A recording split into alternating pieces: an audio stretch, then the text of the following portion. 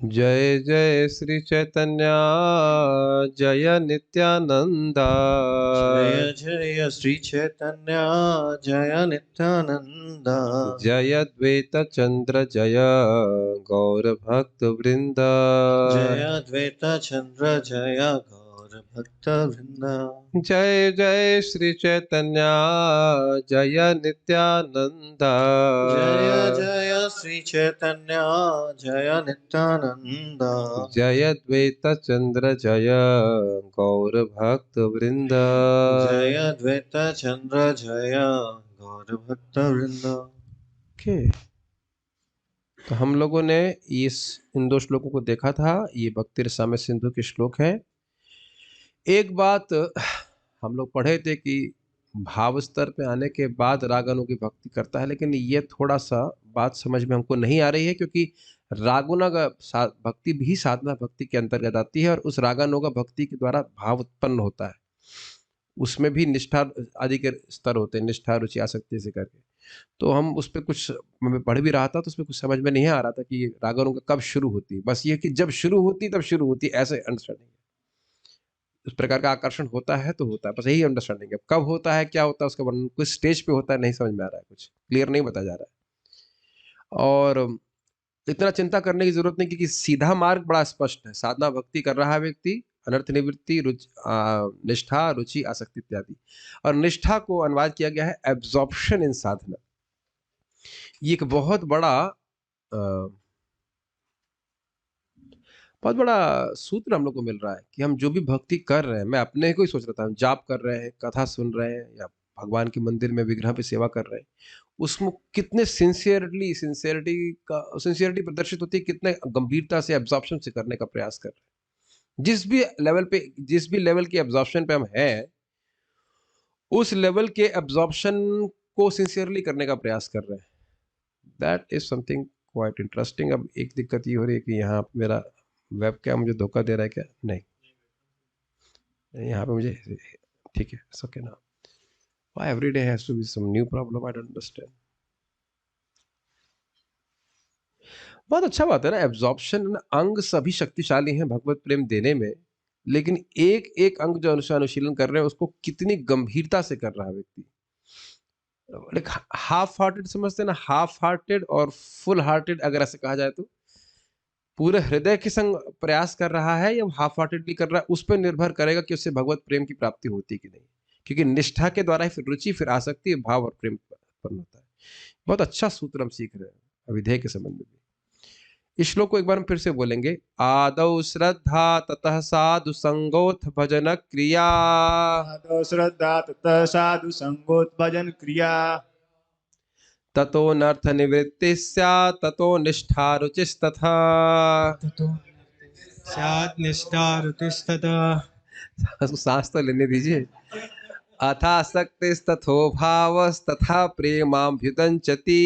अथासक्तिस्ततो भावस्तथा प्रेमाभ्युदञ्चति। साधकानाम् अयं प्रेम्णः प्रादुर्भावे भवेत् क्रमः। साधकानाम् अयं प्रेम्णा प्रादुर्भावे भवेत् क्रमः। तो पहले प्रारंभ में श्रद्धा होती है, उसके बाद व्यक्ति साधु संग करता है, फिर उसके भजन क्रिया करता है, और उसके बाद उससे अनर्थ निवृत्ति होती है। अनर्थ निवृत्ति जैसे होती है तो निष्ठा आ जाती है। निष्ठा के बाद रुचि, रुचि के बाद आसक्ति, भाव और प्रेम। ये साधकों के प्रेम के प्रादुर्भाव के क्रम है, एक विज्ञान है। ऐसा नहीं किसी के संग होगा किसी को नहीं होगा। और इसको बहुत सुंदर तरीके से श्लोक के द्वारा बताया गया है। ये श्लोक आप सुन चुके हैं पहले, फिर बार बार ये श्लोक आ रहा है, मेरे पीछे बोलिए। सताम, ये श्लोक है 3:25-25 भागवत का, बहुत अच्छा श्लोक है ये।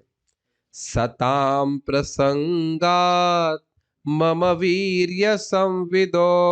सतां प्रसंगान् मम वीर्य संविदो। भवन्ति हृतकर्णरसायनः कथाः। भवन्ति हृत्कर्णरसायना कथः। तद्जोषणादाश्व अपवर्गवर्त्मनि। तज्जोषणादाश्वपवर्गवर्त्मनि। श्रद्धारतिर्भक्तिरनुक्रमिष्यति। श्रद्धारतिर्भक्तिरनुक्रमिष्यति।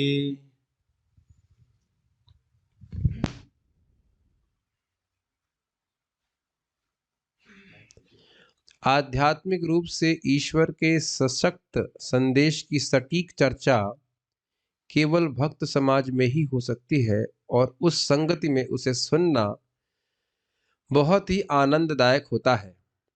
भक्तों से सुनने पर उसके लिए दिव्य अनुभव का मार्ग शीघ्र खुल जाता है और धीरे धीरे उससे दृढ़ श्रद्धा यानी निष्ठा प्राप्त होती है, जो कालक्रम में आकर्षण यानी रति तथा भक्ति में विकसित होती है। भक्ति मतलब प्रेम भक्ति। ये उदाहरण श्रीमद् भागवत का है।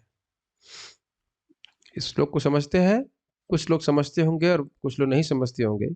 सताम अर्थात भक्तों के, भगवान भक्तों के, प्रसंगात मतलब जैसे हम लोग यहाँ बैठ करके भगवान के बारे में बात कर रहे हैं ऐसे। प्रकृष्ट संग, यहाँ प्र शब्द लगाया गया तो ये नहीं है कि ये आइडियल तरीका है, बाकी जो जितना करना चाहे कैसे करना चाहे उसकी स्थिति पर निर्भर करता है, लेकिन वास्तविक बात है कि जब कथा सुन रहे हैं तो कथा ही सुने। अब ये नहीं है कि कुछ और भी काम करते हुए सुन रहे हैं। तो ये ही है वास्तविक रूप से सताम प्रसंगान। मतलब भौतिक जगत में भी आदमी पढ़ता है तो पढ़ाई करता है कि नहीं, पढ़ाई भी कर रहा हो और ब्रेड रोल भी खा रहा हो, ऐसा तो नहीं होता है। गंभीरता से हम पढ़ते हैं कि नहीं। तो सताम प्रसंगाद, भगवान के भक्तों के संग में आकर के मम वीर्य संविदो, मेरे वीर का मतलब मेरे शक्तिशाली लीलाएं क्रियाएं, अब बहुत सारी भगवान की जो कार्यकलाप है वह सम्यक विद, वह ठीक ठीक समझ में आते हैं। क्यों? क्योंकि भक्त लोग परंपरा में उस बात को डिस्कस करते हैं, ये नहीं कि मनगढ़ंत तरीके से करेंगे। कल बात हो रही थी कि भाव भक्ति के द्वारा हृदय पिघल जाता है, तो मैंने कहा समझ में ठीक से नहीं आ रहा कि कैसे आता। तो एक बाद में एक नए भक्त है, अभी भक्त है, बोले अनुभाव और अनुभव उसका ऐसा होता है कि ये और वो होता है। हमने कहा भाई देखिए अभी आपके रेंज के बाहर नहीं, आप पहली बार सुन रहे हैं और आप उस पर मनन करना शुरू कर दे। मनन नहीं, वो स्पेकुलेशन होता है। मनन का आधार भी शास्त्र होना चाहिए। ऐसा थोड़ा है कि अपने मन से कुछ भी आप बोलना शुरू कर देंगे। जीव गोस्वामी जी, कल मैं उसको देख रहा, अभी आज सुबह देख रहा था, जीव गोस्वामी जी उसको बताते हैं कि भगवान से मिलने के लिए और भगवान से विशेष प्रकार के रस का आदान प्रदान करने के कारण हृदय सॉफ्ट हो जाता है। ये इससे अधिक वो कुछ नहीं बोले, तो इससे अधिक हम भी कुछ नहीं बोल सकते। वैसे ये बात समझ में आती है कि जिसका हृदय कठोर है वो भगवान से कैसे संवेदनशील आदान प्रदान कर सकता है, बताइए। तो समझ में आ रहा है। और दूसरी बात क्या हमको सब कुछ समझ में आता है कि हर चीज कैसे काम करती है। नाक में सरसों का तेल डालने से कैसे जुकाम चला जाता है, मालूम से समझ में आ जाता है क्या? तो महाराज का भी वही उत्तर हम अपने पे घटित कर रहे हैं कि यही, बस ऐसा लग रहा है कि यही समझ में नहीं आ रहा है कि भाव भक्ति कैसे हृदय को पिघला देती है और बाकी सब समझ लिए है। तो ऐसा भी तो नहीं कि हम सब कुछ समझ लिए, बस यही समझना चाहिए कि भाव भक्ति का प्रभाव ही है कि वह हृदय को पिघलाने वाली है। जब उसमें क्यों नहीं बताया गया तो क्यों जानने की जरूरत भी नहीं है। इतना समझते हैं हम लोग कि गुणों के प्रभाव के कारण व्यक्ति का हृदय कठोर होता है, तो गुणों का प्रभाव हट गया तो स्वाभाविक जो हृदय की जो कह सकते हैं मसृणता है, मृदुता है, वह प्रकट हो जाती है। ऐसे भी समझ सकते हैं। हाँ, एक बात आपको बड़ी रुचिकर बताऊंगा, उसमें था क्या शब्द था, विशेष आत्मा। शब्द क्या था भाव के लिए? सांद्रानंद नहीं था, वो तो दूसरा है। उसके पहले वाला था विशेष शुद्ध सत्व विशेष आत्मा। उसको बड़ा सुंदर तरह से जीव गोस्वामी समझाते हैं। शुद्ध सत्व मतलब भगवान की संवत शक्ति का प्रकटीकरण, संवित शक्ति भगवान की, और विशेष शब्द मतलब भगवान की हिलादनी शक्ति। तो संवित शक्ति प्लस हिलादनी शक्ति दोनों मिल करके जब किसी चित्त पे आ जाती हैं तो उसको भाव स्तर कहा जाता है। ये बात मुझे इसलिए एकदम से फिर याद आ गई कि चैतन्य चरितामृत में ही बताया गया कि भगवत प्रेम मतलब संवित शक्ति प्लस हिलादनी शक्ति दोनों जिस जब हृदय में प्रकाशित हो जाएंगे तब उसको व्यक्ति को भगवत प्रेम प्राप्त होता है। तो ये बड़ा विशेष बात सीखने को मिली मेरे को। इस पर टीका में देख रहा था, तो ये बात हम इसलिए बोल सकते हैं कि आचार्यों ने बोला है, बाकी जो नहीं बोला उस पर मीमांसा करने से कुछ फायदा है नहीं। तो हम खाली बात कर रहे थे वीर संविदा। भगवान की महिमा इसलिए भक्तों को समझ में आती है क्योंकि परंपरा में आचार्यों का अनुगत करके वह समझते हैं। अच्छा, उसके बाद कह रहे क्या, भवंति हृत कर्ण रसायन कथा। हृत रसायन कथा और कर्ण रसायन कथा, कान को बहुत अच्छा लगता है सुनने में, बड़ा अच्छा लगता है, मन बड़ा प्रसन्न हो जाता है। और दूसरा जब उसके अर्थ पे वो विचार करता है कि क्लास में क्या बोला था, क्या सुना था, तो वह हृदय को भी बहुत अच्छा लगता है। आप देखिए इस जगत में शब्द कान को भी बुरे लगते हैं और हृदय को भी बुरे लगते हैं। किसी को आप कहो गधा हो तुम, तो अब शब्द सुनने में भी खराब लग रहा है और उसके बाद अब अर्थ में विचार करता है तो भाई मेरा कान तो ऐसा है नहीं, मेरा नाक तो ऐसा है नहीं, मुझे गधा क्यों कहा, मुझे ऐसे करके किसी को तो मूर्ख हो या कुछ भी ऐसा बोल देंगे तो बहुत दुखी हो जाता है व्यक्ति। तो सुनने में भी बहुत खराब लगता है और अर्थ भी बहुत खराब होता है। उसी तरह से सुनने में भी कुछ अच्छी वस्तु शब्द लगता है, सुनने में बहुत अच्छा लगता है और अर्थ भी अच्छा होता है। कभी कभी शब्द सुनने में अच्छा होता है लेकिन अर्थ अच्छा नहीं होता है। जैसे हमारे एक मित्र का नाम था अमर्श। अमर्श का मतलब होता है अत्यधिक क्रोध। तो किसी का नाम रखे भाई इनका नाम क्रोध है, इनका नाम कहे इनका नाम आश्चर्य है, इनका नाम काम है, लोभ है, तो अब ये कोई अर्थ की दृष्टि से अच्छा नाम नहीं हुआ। तो पहले तो मुझे समझ में था नाम तो बड़ा सुंदर लग रहा है, आपका अमर्ष नाम है, लेकिन जब हमने इसका अर्थ देखा तो उनका भाई अर्थ का मतलब अमर्ष मतलब अत्यधिक क्रोध, अत्यधिक क्रोध। हमने कहा ये क्या मतलब, और थे बड़े शांत स्वभाव के। उन्होंने कहा ये ना आपको स्वभाव से मिलता है, तो इस तरह की बात नहीं यहाँ पे हो रही है। अर्थ की दृष्टि से बहुत अच्छा, सुनने में भी बहुत अच्छा। क्या आप भागवत के श्लोक नहीं गाते हैं? कैसे हम लोग गा रहे थे वो? अहो सनाथाप ससार, ऐसे करके थे ना, कितने सुंदर से गा सकते हैं। या फिर जैसे हम तव कथामृतम तप्त जीवनम कविभिरीडितम कल्मषापहम श्रवण मंगलम श्रीमदाततम भुवि गृह्णन्ति ये भूरिदा जना। अब ऐसा नहीं कह सकते कि हमारे यहाँ पे इस क्लास में उपस्थित सभी लोगों को एकदम एक-एक शब्द इसके पता चल रहा है, लेकिन केवल सुनने में ही कितना अच्छा लग रहा है। बल्कि जब यहाँ पे कार्तिक था तो बहुत लोग बोल रहे थे गोपी गीत गाएँगे, गोपी गीत गाएँगे। ऐसा लग रहा है गोपी गीत की सब टीका पी करके आए हैं, सब समझ रहे हैं सब कुछ। लेकिन वो केवल गायन में ही इतना अच्छा लगता था, है कि नहीं? बहुत अच्छा था वो, केवल सुनने में कितना अच्छा लगता है। या फिर यही जन्मादस्य से पूछ ले अभी इसका अर्थ क्या है तो बड़ा मुश्किल होगा बताना, लेकिन जन्मादस्य यतोन्वयादितरतस् चार्थेष्वभिज्ञः स्वराट्। भक्त गाने में ही कितना आनंद है, समझ रहे हैं? तो कह रहे हैं कि कथा जो है समझ में आ गया ना, कथा सुनने में अच्छी लग रही है और उस पर अर्थ पे विचार करते तो अर्थ बड़ा अच्छा लगता है। तद जोशनात्, इस प्रकार से जब कोई लगता है इसमें विकसित होता है तो आशु, आशु दिख रहा है शब्द आपको, तद जोशनात् प्लस आशु, आशु मतलब बहुत जल्दी। अपवर्ग वर्तमनी, अपवर्ग मतलब होता है मुक्ति, तो बहुत जल्दी मुक्ति का मार्ग खुल जाता है, व्यक्ति अर्थात मुक्त हो जाता है, ये कहने का आशय है। और कैसे होता है मुक्त? कहते हैं श्रद्धा रतिर भक्तिर अनुक्रमशति, एक के बाद, अनुक्रम का मतलब एक के बाद एक। सबसे पहले भगवान में श्रद्धा होती है, श्रद्धा मतलब विश्वास कि भाई भक्ति करनी ही है, करनी ही, योजना बना बना के भक्ति करनी है। और यही श्रद्धा आगे विकसित होकर के रति यानी भाव में परिणत होती है, और यही रति आगे जाकर के भगवत प्रेम में परिणत हो जाती है। ये बात है। परिणत मतलब पर्यवसित, या पर्यवसित भी नहीं कह सकते, ट्रांसफॉर्म्स, डेवलप्स, मेटामॉर्फोसाइजेस अगर इंग्लिश में कहें तो आसान शब्द था। अब हाँ,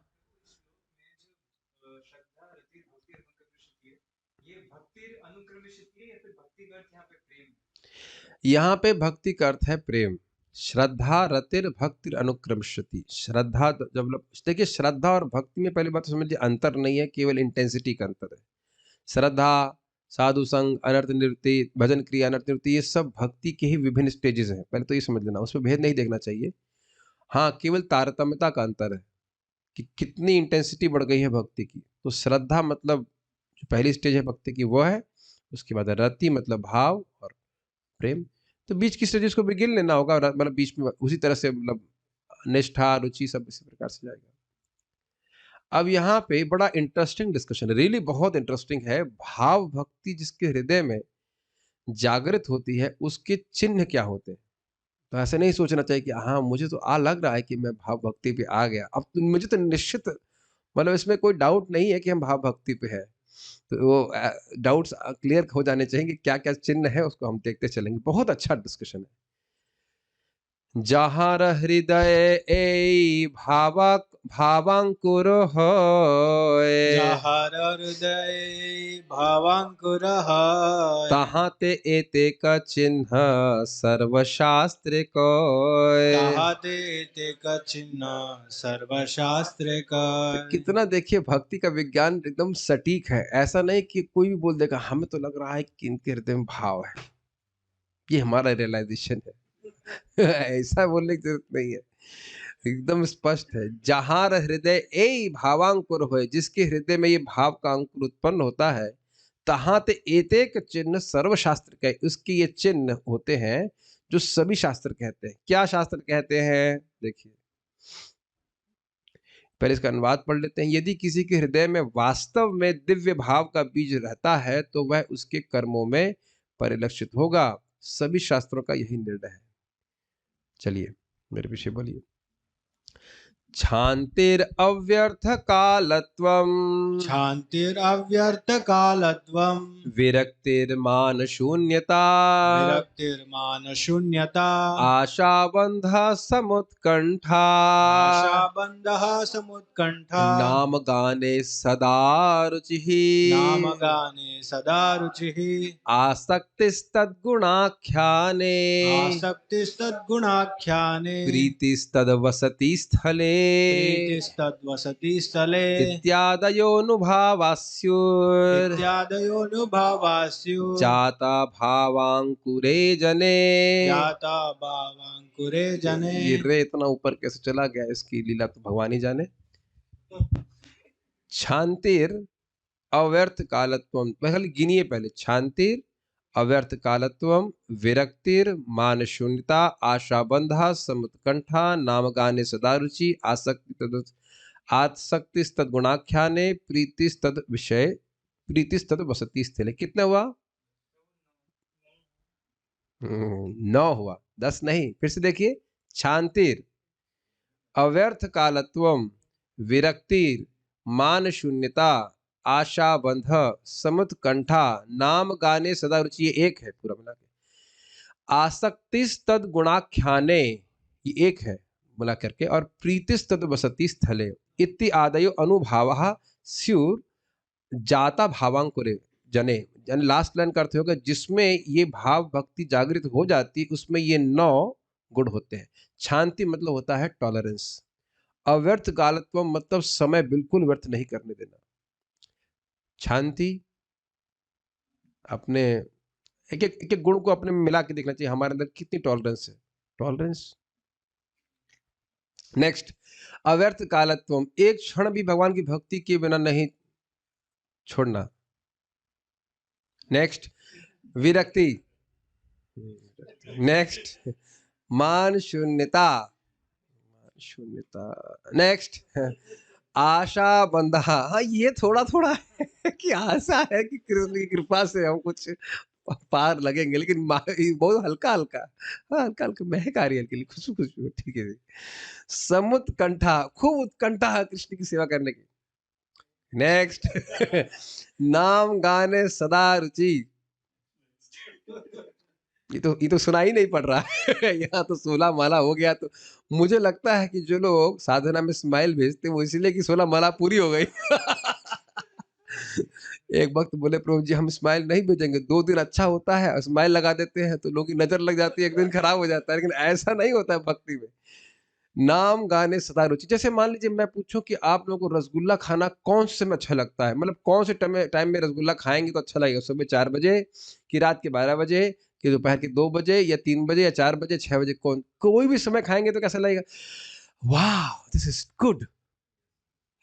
ये अर्थ है नाम गाने सदा रुचि। चाहे थके हो, चाहे सोए हुए हो, चाहे नहीं सोए हो, या उससे कोई मतलब नहीं। तो खैर अभी हमारी स्थिति नहीं, हमको निरुत्साहित नहीं होना चाहिए, मेरी भी नहीं है, इसीलिए तो मैं नेक्स्ट बोल रहा हूँ, ऐसे नहीं कि आप ही लोग के लिए बोल रहा हूँ।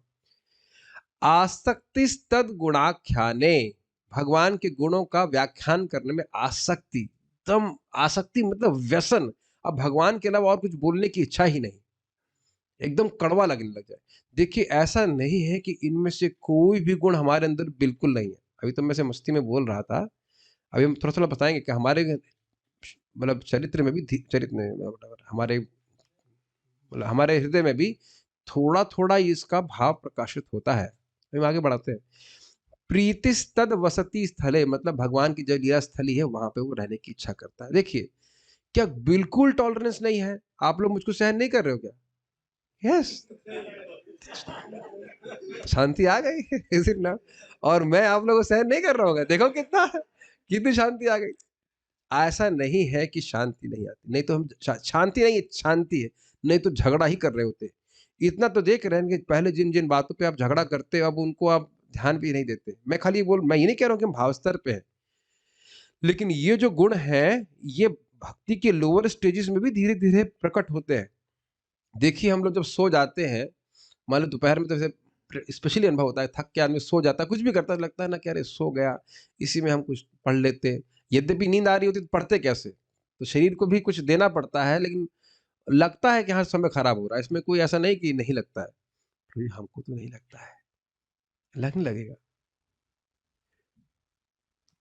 ये प्रभुपाद जी के सिंबल, सही बात है। प्रभुपाद जी बोले, मुझे ये सोना बहुत खराब लगता है, ये केवल टाइम वेस्ट है। फिर प्रभुपाद उसको कंबल ओढ़े और सो गए। ऐसे प्रभुपाद जी को एक भक्त बोलते थे, क्या नाम था, जॉर्ज हैरिसन, मुझे को इतना काम करना है कृष्ण की सेवा के लिए, मुझे समय कम लगता है। और वो कहते मी टू। मेरे को भी ऐसे ही लगता है। तो सोना खाना जो है सब समय की व्यर्थता लगती है। ये थोड़ा थोड़ा तो व्यक्ति को लगता ही है कि क्या समय खराब करना है, लेकिन करना ही पड़ता है, नींद आती है तो करना ही पड़ता है। या कभी भक्त, आप लोग अनुभव करते होंगे, एटलीस्ट सुबह तो अनुभव करते होंगे कि हमारा कोई भी समय जो है भक्ति के अलावा कहीं व्यर्थ नहीं हो। तो व्यक्ति को इस प्रकार की भावना रहती, ये नहीं कह रहा हूँ कि एकदम नहीं होती है, थोड़ा-थोड़ा गुण आता है। विरक्ति नहीं हो तो टीवी छोड़ कर के भी आप कैसे चैतन्य चरितामृत सुन रहे हैं? विरक्ति अगर ना हो भोगों से, तो व्यक्ति कैसे 4 नियमों का पालन कर पाए, ज़रा बताइए? बहुत सी बुरी आदतों से छूट रहा है, तो कुछ-कुछ है। एकदम एब्सोल्यूट विरक्ति तो भाव स्तर पे आएगी। लेकिन कुछ-कुछ विरक्ति है, तभी तो हम गीता भागवत कुछ पढ़ रहे हैं ना। मान शून्यता, आप देखिए कितने भक्त, हम नाम नहीं लेंगे, नाम लेंगे तो भूल जाएँगे, लेकिन अपने ही जीवन में हम देख रहे हैं, अपने जीवन में भक्तों के जीवन में देख रहे हैं कैसे उनकी बहुत मतलब आशाएँ थी कि हम जगत में बहुत बड़ा बन जाएँगे, लेकिन वो सब खुश हो रही है, भक्ति के प्रभाव से। तो मान पाने की तो अपेक्षा थी कि हम जगत में बहुत सम्मान पाना पाएँगे इस करके, तो वो अब समाप्त हो रहा है। मैं इसलिए बोल रहा हूँ कि आपको लगेगा कि ये एकदम से भाव भक्ति के स्तर पे हो जाएगा, ये नहीं होगा, ध्यान दीजिएगा। भक्ति में ऐसा कोई कट पॉइंट नहीं है कि ये इसके बाद ये, इसके बाद ये, ऐसे है एक मतलब कैटेगराइज़ेशन किया गया है, जैसे इंद्रधनुष समझते हैं। इंद्रधनुष में यद्यपि आपको अलग-अलग रंग दिखते हैं कि नहीं, लेकिन आप बाउंड्री नहीं बना सकते कहीं। अब देख रहे हैं एक रंग से दूसरे रंग मिलता हुआ चलता है। तो उसी प्रकार से ये सत्य बात है कि एक प्रकार की स्ट्रेटम बनाए गए हैं, स्ट्रेटम मतलब लेयर्स बनाई गई हैं कि भाई श्रद्धा है, फिर अनर्थ निवृत्ति है, सॉरी फिर साधु संग है, फिर भजन क्रिया, लेकिन आप उसको एकदम लाइन नहीं ड्रॉ कर सकते। तो ये सारे जो गुण हैं ये पूर्णतः भाव भक्ति में प्रकट होंगे, लेकिन इसका कुछ जितनी मात्रा में भक्ति बढ़ रही है उस मात्रा में ये गुण आने लग जाएंगे।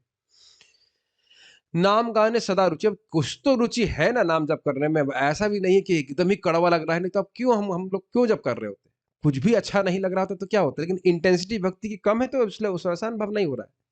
भाव भक्ति में जैसा है वैसा नहीं होगा। ठीक है। आसक्ति तद्गुणाख्यान है, भगवान के गुण आख्यान करने में अच्छा लगता है कि नहीं? मैं इसलिए बोल रहा हूँ कि जिन असली गुणों का वर्णन असली भक्तों के समझ में होगा, लेकिन अभी भी भगवान के बारे में सुनने में अच्छा लगता है कि नहीं? और अब स्वयं भी अनुभव करते हैं कि दुनिया की चर्चा कदाचित हो जाए, तो बाद में बड़ा खट्टा लगता है कि यहाँ ये क्यों बात आ गई? ये कहाँ से बात आ गई? लौकिक बात क्यों आ गई? है कि नहीं? यस। प्रीतिस्तद वसति स्थले, अरे नहीं होता। अच्छा चलिए, let us make the devotees raise hands. आप में से मान लीजिए किसी को मौका मिले कि वृंदावन में आज से ही आपको तो रहने को मिल जाए, खाना पीना फ्री सब कुछ, कितने लोग रहना चाहेंगे? Okay, they are raising hands, 2 4 3 7 8। So like that, कभी 7 कभी 8 लोग सोच रहे हैं मैं रहूं कि नहीं रहूं ऐसे करके। तो देखिए सभी लोग रहना चाहते हैं, तो अब बताइए क्या ये भगवान से कुछ प्रीति नहीं है? Okay, no problem, no problem. We are not arranging for you. Don't worry. So just raise your hand, pull lower your hands. So आप देखेंगे कि भगवान के धाम में रहने की इच्छा होती है, भक्तों के संग में रहने की इच्छा होती है, तो ये अब भाव स्तर पे कितनी होगी तो हम कल्पना नहीं कर सकते, लेकिन अभी भी आप लोग के हृदय में इच्छा है कि हम भगवान के धाम में रहें, भगवान के धाम को न छोड़ के जाना पड़े, है कि नहीं? क्या सभी की ऐसी इच्छा होती है? क्या सभी की ऐसी इच्छा होती? दिल्ली के सारे लोग रहना चाहते हैं वृंदावन में? नहीं होती। तो जो भगवान की भक्ति कर रहा है उसकी ऐसी इच्छा होगी। Make sense? कृष्ण उसको ऐसे इस प्रकार से इंस्पायर करेंगे। तो ये सब प्रेम के ही लक्षण प्रकट होते हैं। बड़ा अच्छा है। हम भाव स्तर पे नहीं है इसमें तो कोई संदेह नहीं है, लेकिन भक्ति में प्रगति हो रही है। इन 9 गुणों को अपने हृदय में थोड़ा-थोड़ा प्रकट होते हुए हम देख सकते हैं। है कि नहीं? ओके। इसमें कोई आपकी नम्रता की हानि नहीं होगी। जब कृष्ण के लिए भाव रूपी बीज का अंकुरण होता है तब मनुष्य के स्वभाव में 9 लक्षण प्रकट होते हैं। ये है क्षमाशीलता, समय को व्यर्थ न गंवाने के प्रति सतर्कता, विरक्ति, मिथ्या मान का भाव, आशा, उत्सुकता, भगवान के पवित्र नाम का कीर्तन करने के लिए रुचि, भगवान की दिव्य गुणों के वर्णन के प्रति अनुरक्ति, भगवान के निवास स्थानों यथा मंदिर या वृंदावन जैसे तीर्थ स्थान के प्रति स्नेह, ये अनुभाव अर्थात उत्कट भाव के गौण लक्षण कहलाते हैं। गौण लक्षण मतलब तटस्थ लक्षण भी कह सकते हैं। ये सब अनुभाव उस व्यक्ति के हृदय में दृष्टिगोचर होते हैं जिसमें भगवत प्रेम अंकुरित होना शुरू हो गया होता है, अर्थात भाव स्तर पे जो आ गया होता है। ये दोनों श्लोक भक्ति रसामृत सिंधु में प्राप्त है। एई नव प्रीत्यंकुर जार चित्ते है, नव प्रत्युंकर जार चित्ते हय, प्राकृत क्षोभे तार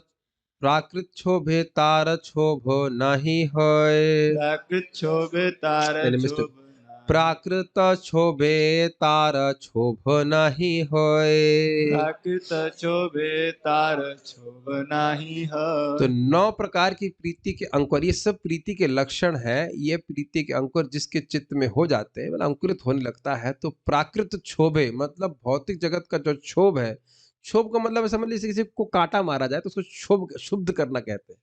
तो कह रहा है कि जगत में कुछ पिंचिंग बात हो, कुछ परेशान करने वाली बात हो तो उसको क्षोभ नहीं होता है। क्षोभयन्ति ऐसे कहीं आया था ना, शोभ नहीं क्षोभ। शोभ मतलब शो हो जाता है, छो, डोंट मेक अ शो, क्षोभ। यदि किसी के हृदय में कृष्ण के प्रति प्रेम अंकुरित हो जाता है तो वह भौतिक वस्तुओं से क्षुब्ध नहीं होता। अब इसको यहाँ पे परीक्षित महाराज के द्वारा बोला गया है कि वह कह रहा है कि मैं तो मृत्यु से भी डरता नहीं, आप केवल भगवान के बारे में बोलिए। बहुत सुंदर श्लोक है। तमोपयान्तं प्रतियन्तु विप्रा, तमोपयान्तं प्रत्ययन्तु विप्रा, गंगा च देवी धृतचित्तमीशे, गंगा च देवी धृतचित्तमीशे, द्विजोपसृष्टः कुहुकस्तक्षको वा, द्विजोपशिष्टः कुहकस्तक्षो वा, दशत्वलं गायत विष्णुगाथा, दशत्वलं गायत विष्णुगाथा,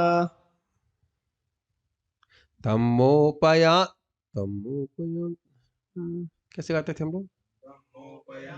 तमोपयान्तं प्रतियन्तु विप्रा, तमोपयातं प्रत्ययन्तु विप्रा, गंगा च देवी धृतचित्तमीशे, गंगा च देवी धृतचित्तमीशे, द्विजोपसृष्टः कुहुकस्तक्षको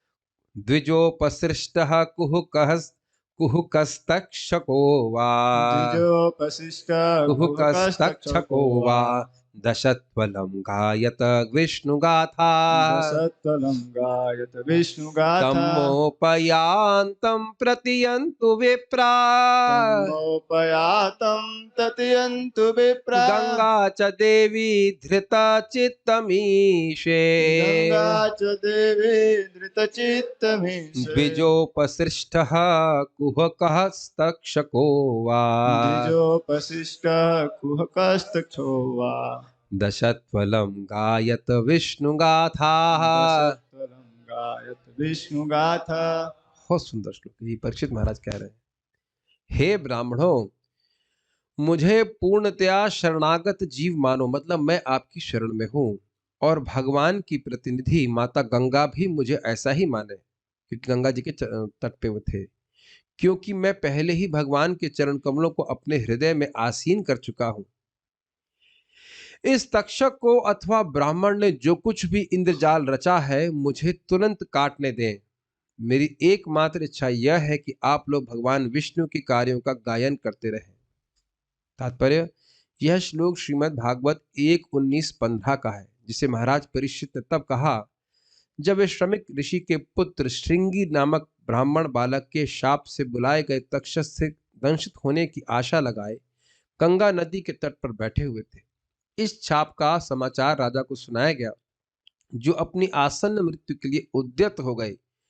अंत समय में उन्हें देखने के लिए अनेक संत, साधु, ब्राह्मण, राजा तथा देवतागण आए, किंतु महाराज परीक्षित इस तक्षक से डस से जाने से बिल्कुल भयभीत नहीं थे। उन्होंने वहां पर एकत्र समस्त महापुरुषों से प्रार्थना की कि वे भगवान विष्णु के नाम का कीर्तन चालू रखें।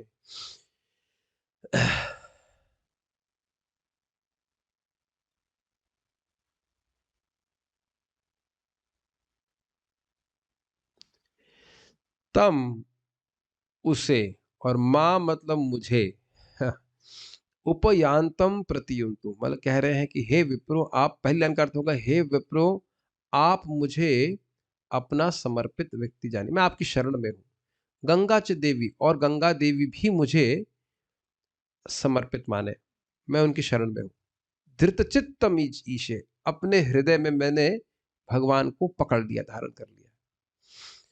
द्विजा प्लस उपसृष्टा, द्विजा का अर्थ है उस शमिक ऋषि के बेटे श्रृंगी ऋषि के द्वारा उपसृष्ट कुछ भी, कह रहे कुहक तक्षको वा, कुहक का अर्थ कह रहे कुछ मायावी, वो कुछ माया सृष्टि करें या तक्षक, कोई सर्प आए या कोई मायावी वस्तु आए मुझे मारने के लिए, दशत्वलम, मुझे दश ले, मार ले। अलम का अर्थ क्या लिया गया है यहाँ पे? चिंता ना करें, हमें कोई चिंता नहीं, हमें कोई चिंता नहीं, दशने दीजिए, कोई दिक्कत नहीं। क्यों ऐसा कह रहे गायत विष्णु गाथा, आप विष्णु की गाथा कह रहे हैं, विष्णु का नाम उच्चारण कर रहे हैं, विष्णु की भगवान के बारे में बोल रहे हैं, हमें कोई चिंता नहीं। तो अब यह श्लोक क्यों रखा गया जरा बताइए? प्राकृत शोभ से वह शुद्ध नहीं होते। भाई मृत्यु तो सबको भय लगता है, मरने का नाम ना लो, मरना बुरी बला है। लोग मरने के नाम से डरने लग जाते हैं, है कि नहीं? जब खुद को मरना होता, या कोई बहुत प्रिय व्यक्ति हो उसके मरने की बात आती है तो उसको सोच के ही व्यक्ति घबराता है कि नहीं? नहीं प्रभु जी, हम कहाँ मृत्यु से डरते हैं। अभी कुछ समय, साल पहले की बात है, ये ब्रजमंडल परिक्रमा हो रही थी, तो एक हल्ला हो गया कि सांप आ गया है। तो सारे भक्त लोग घबरा गए, सांप आ गया, सांप आ गया, सांप आ गया, सांप आ गया। तो महाराज परम पूज्य लोकनाथ महाराज बोले, आप लोग ने इतने पुण्य नहीं किए हैं कि आप लोग ब्रज में मरने वाले इतना चिंता मत कीजिए आप। लेकिन देखिए बात सत्य है, यहाँ पे कोई जहरीला सांप निकल आए एकदम मेरी सीट के नीचे से, तब हम ये श्लोक नहीं गा रहे होंगे आपके सामने इतना हम फियरलेसनेस नहीं, फियरलेस में नहीं है, नहीं है, नहीं है, ईमानदारी की बात है, नहीं है। और कभी कभी तो सांप जहरीला ना भी हो तो भी कितना भय लगता है व्यक्ति को। छिपकली से तो खैर नहीं डरते, छिपकली तो क्लास में कई बार आई, पीछे आगे बैठी रहती, लेकिन प्राय आप देखेंगे कि सांप अगर किसी को देख ले और वो कहते हैं मतलब जहरीला ना भी हो तो भी भय हो जाता है व्यक्ति को। और यहाँ वो जान रहे हैं कि तक्षक अमोघ है और उनको मारने के लिए ही आया है, और वो कुछ भी माया करके आ सकता है, वो इंसान बन के भी आ सकता है, तो भी कह रहे हैं ना, हमें कोई डर नहीं। तो ये सहज स्थिति है, भगवान की प्रीति के स्तर पे थे, प्रेम के स्तर पे, तो निको डर नहीं लगा। अच्छा, एक और उदाहरण आप जानते हैं किसका? अम्बरीश महाराज। देखिए अम्बरीश महाराज को मारने के लिए साक्षात भयानक कृत्य उत्पन्न कर दी, वो बिल्कुल डरे नहीं, केवल हाथ जोड़कर खड़े रहे। ठीक है, भगवान चाहते हैं मैं मर जाऊं तो ठीक, भगवान कहाँ चाहते थे? भगवान सुदर्शन चक्र भेज दी। हरिदास ठाकुर जी नहीं भयभीत हुए, उनको बोला गया कि 22 बाजारे मारा जाएगा, उन्हें कोई भय नहीं हुआ। उनको बोला भी वो काजी या जो भी था वो कि तुम स्वीकार कर लो हमारे मुसलमान धर्म को तो तुम्हें छोड़ देंगे, नहीं तो तुमको जान से मरना पड़ेगा। कोई भय नहीं लगा। तो ये भक्ति की उच्च स्थिति है। प्रभुपाद जी को कोई भय नहीं लगा, बुढ़ापे में इतनी ठंड में जाना, अंटार्कटिक क्रॉस करके, वो भी पानी के जहाज से, तो अभय होगा व्यक्ति तभी तो ऐसा कर सकेगा ना।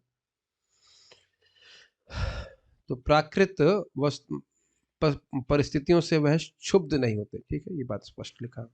समझ में आया पहला गुण? ये था शांति, मतलब टॉलरेंस, पर उनको प्रभावित नहीं होते।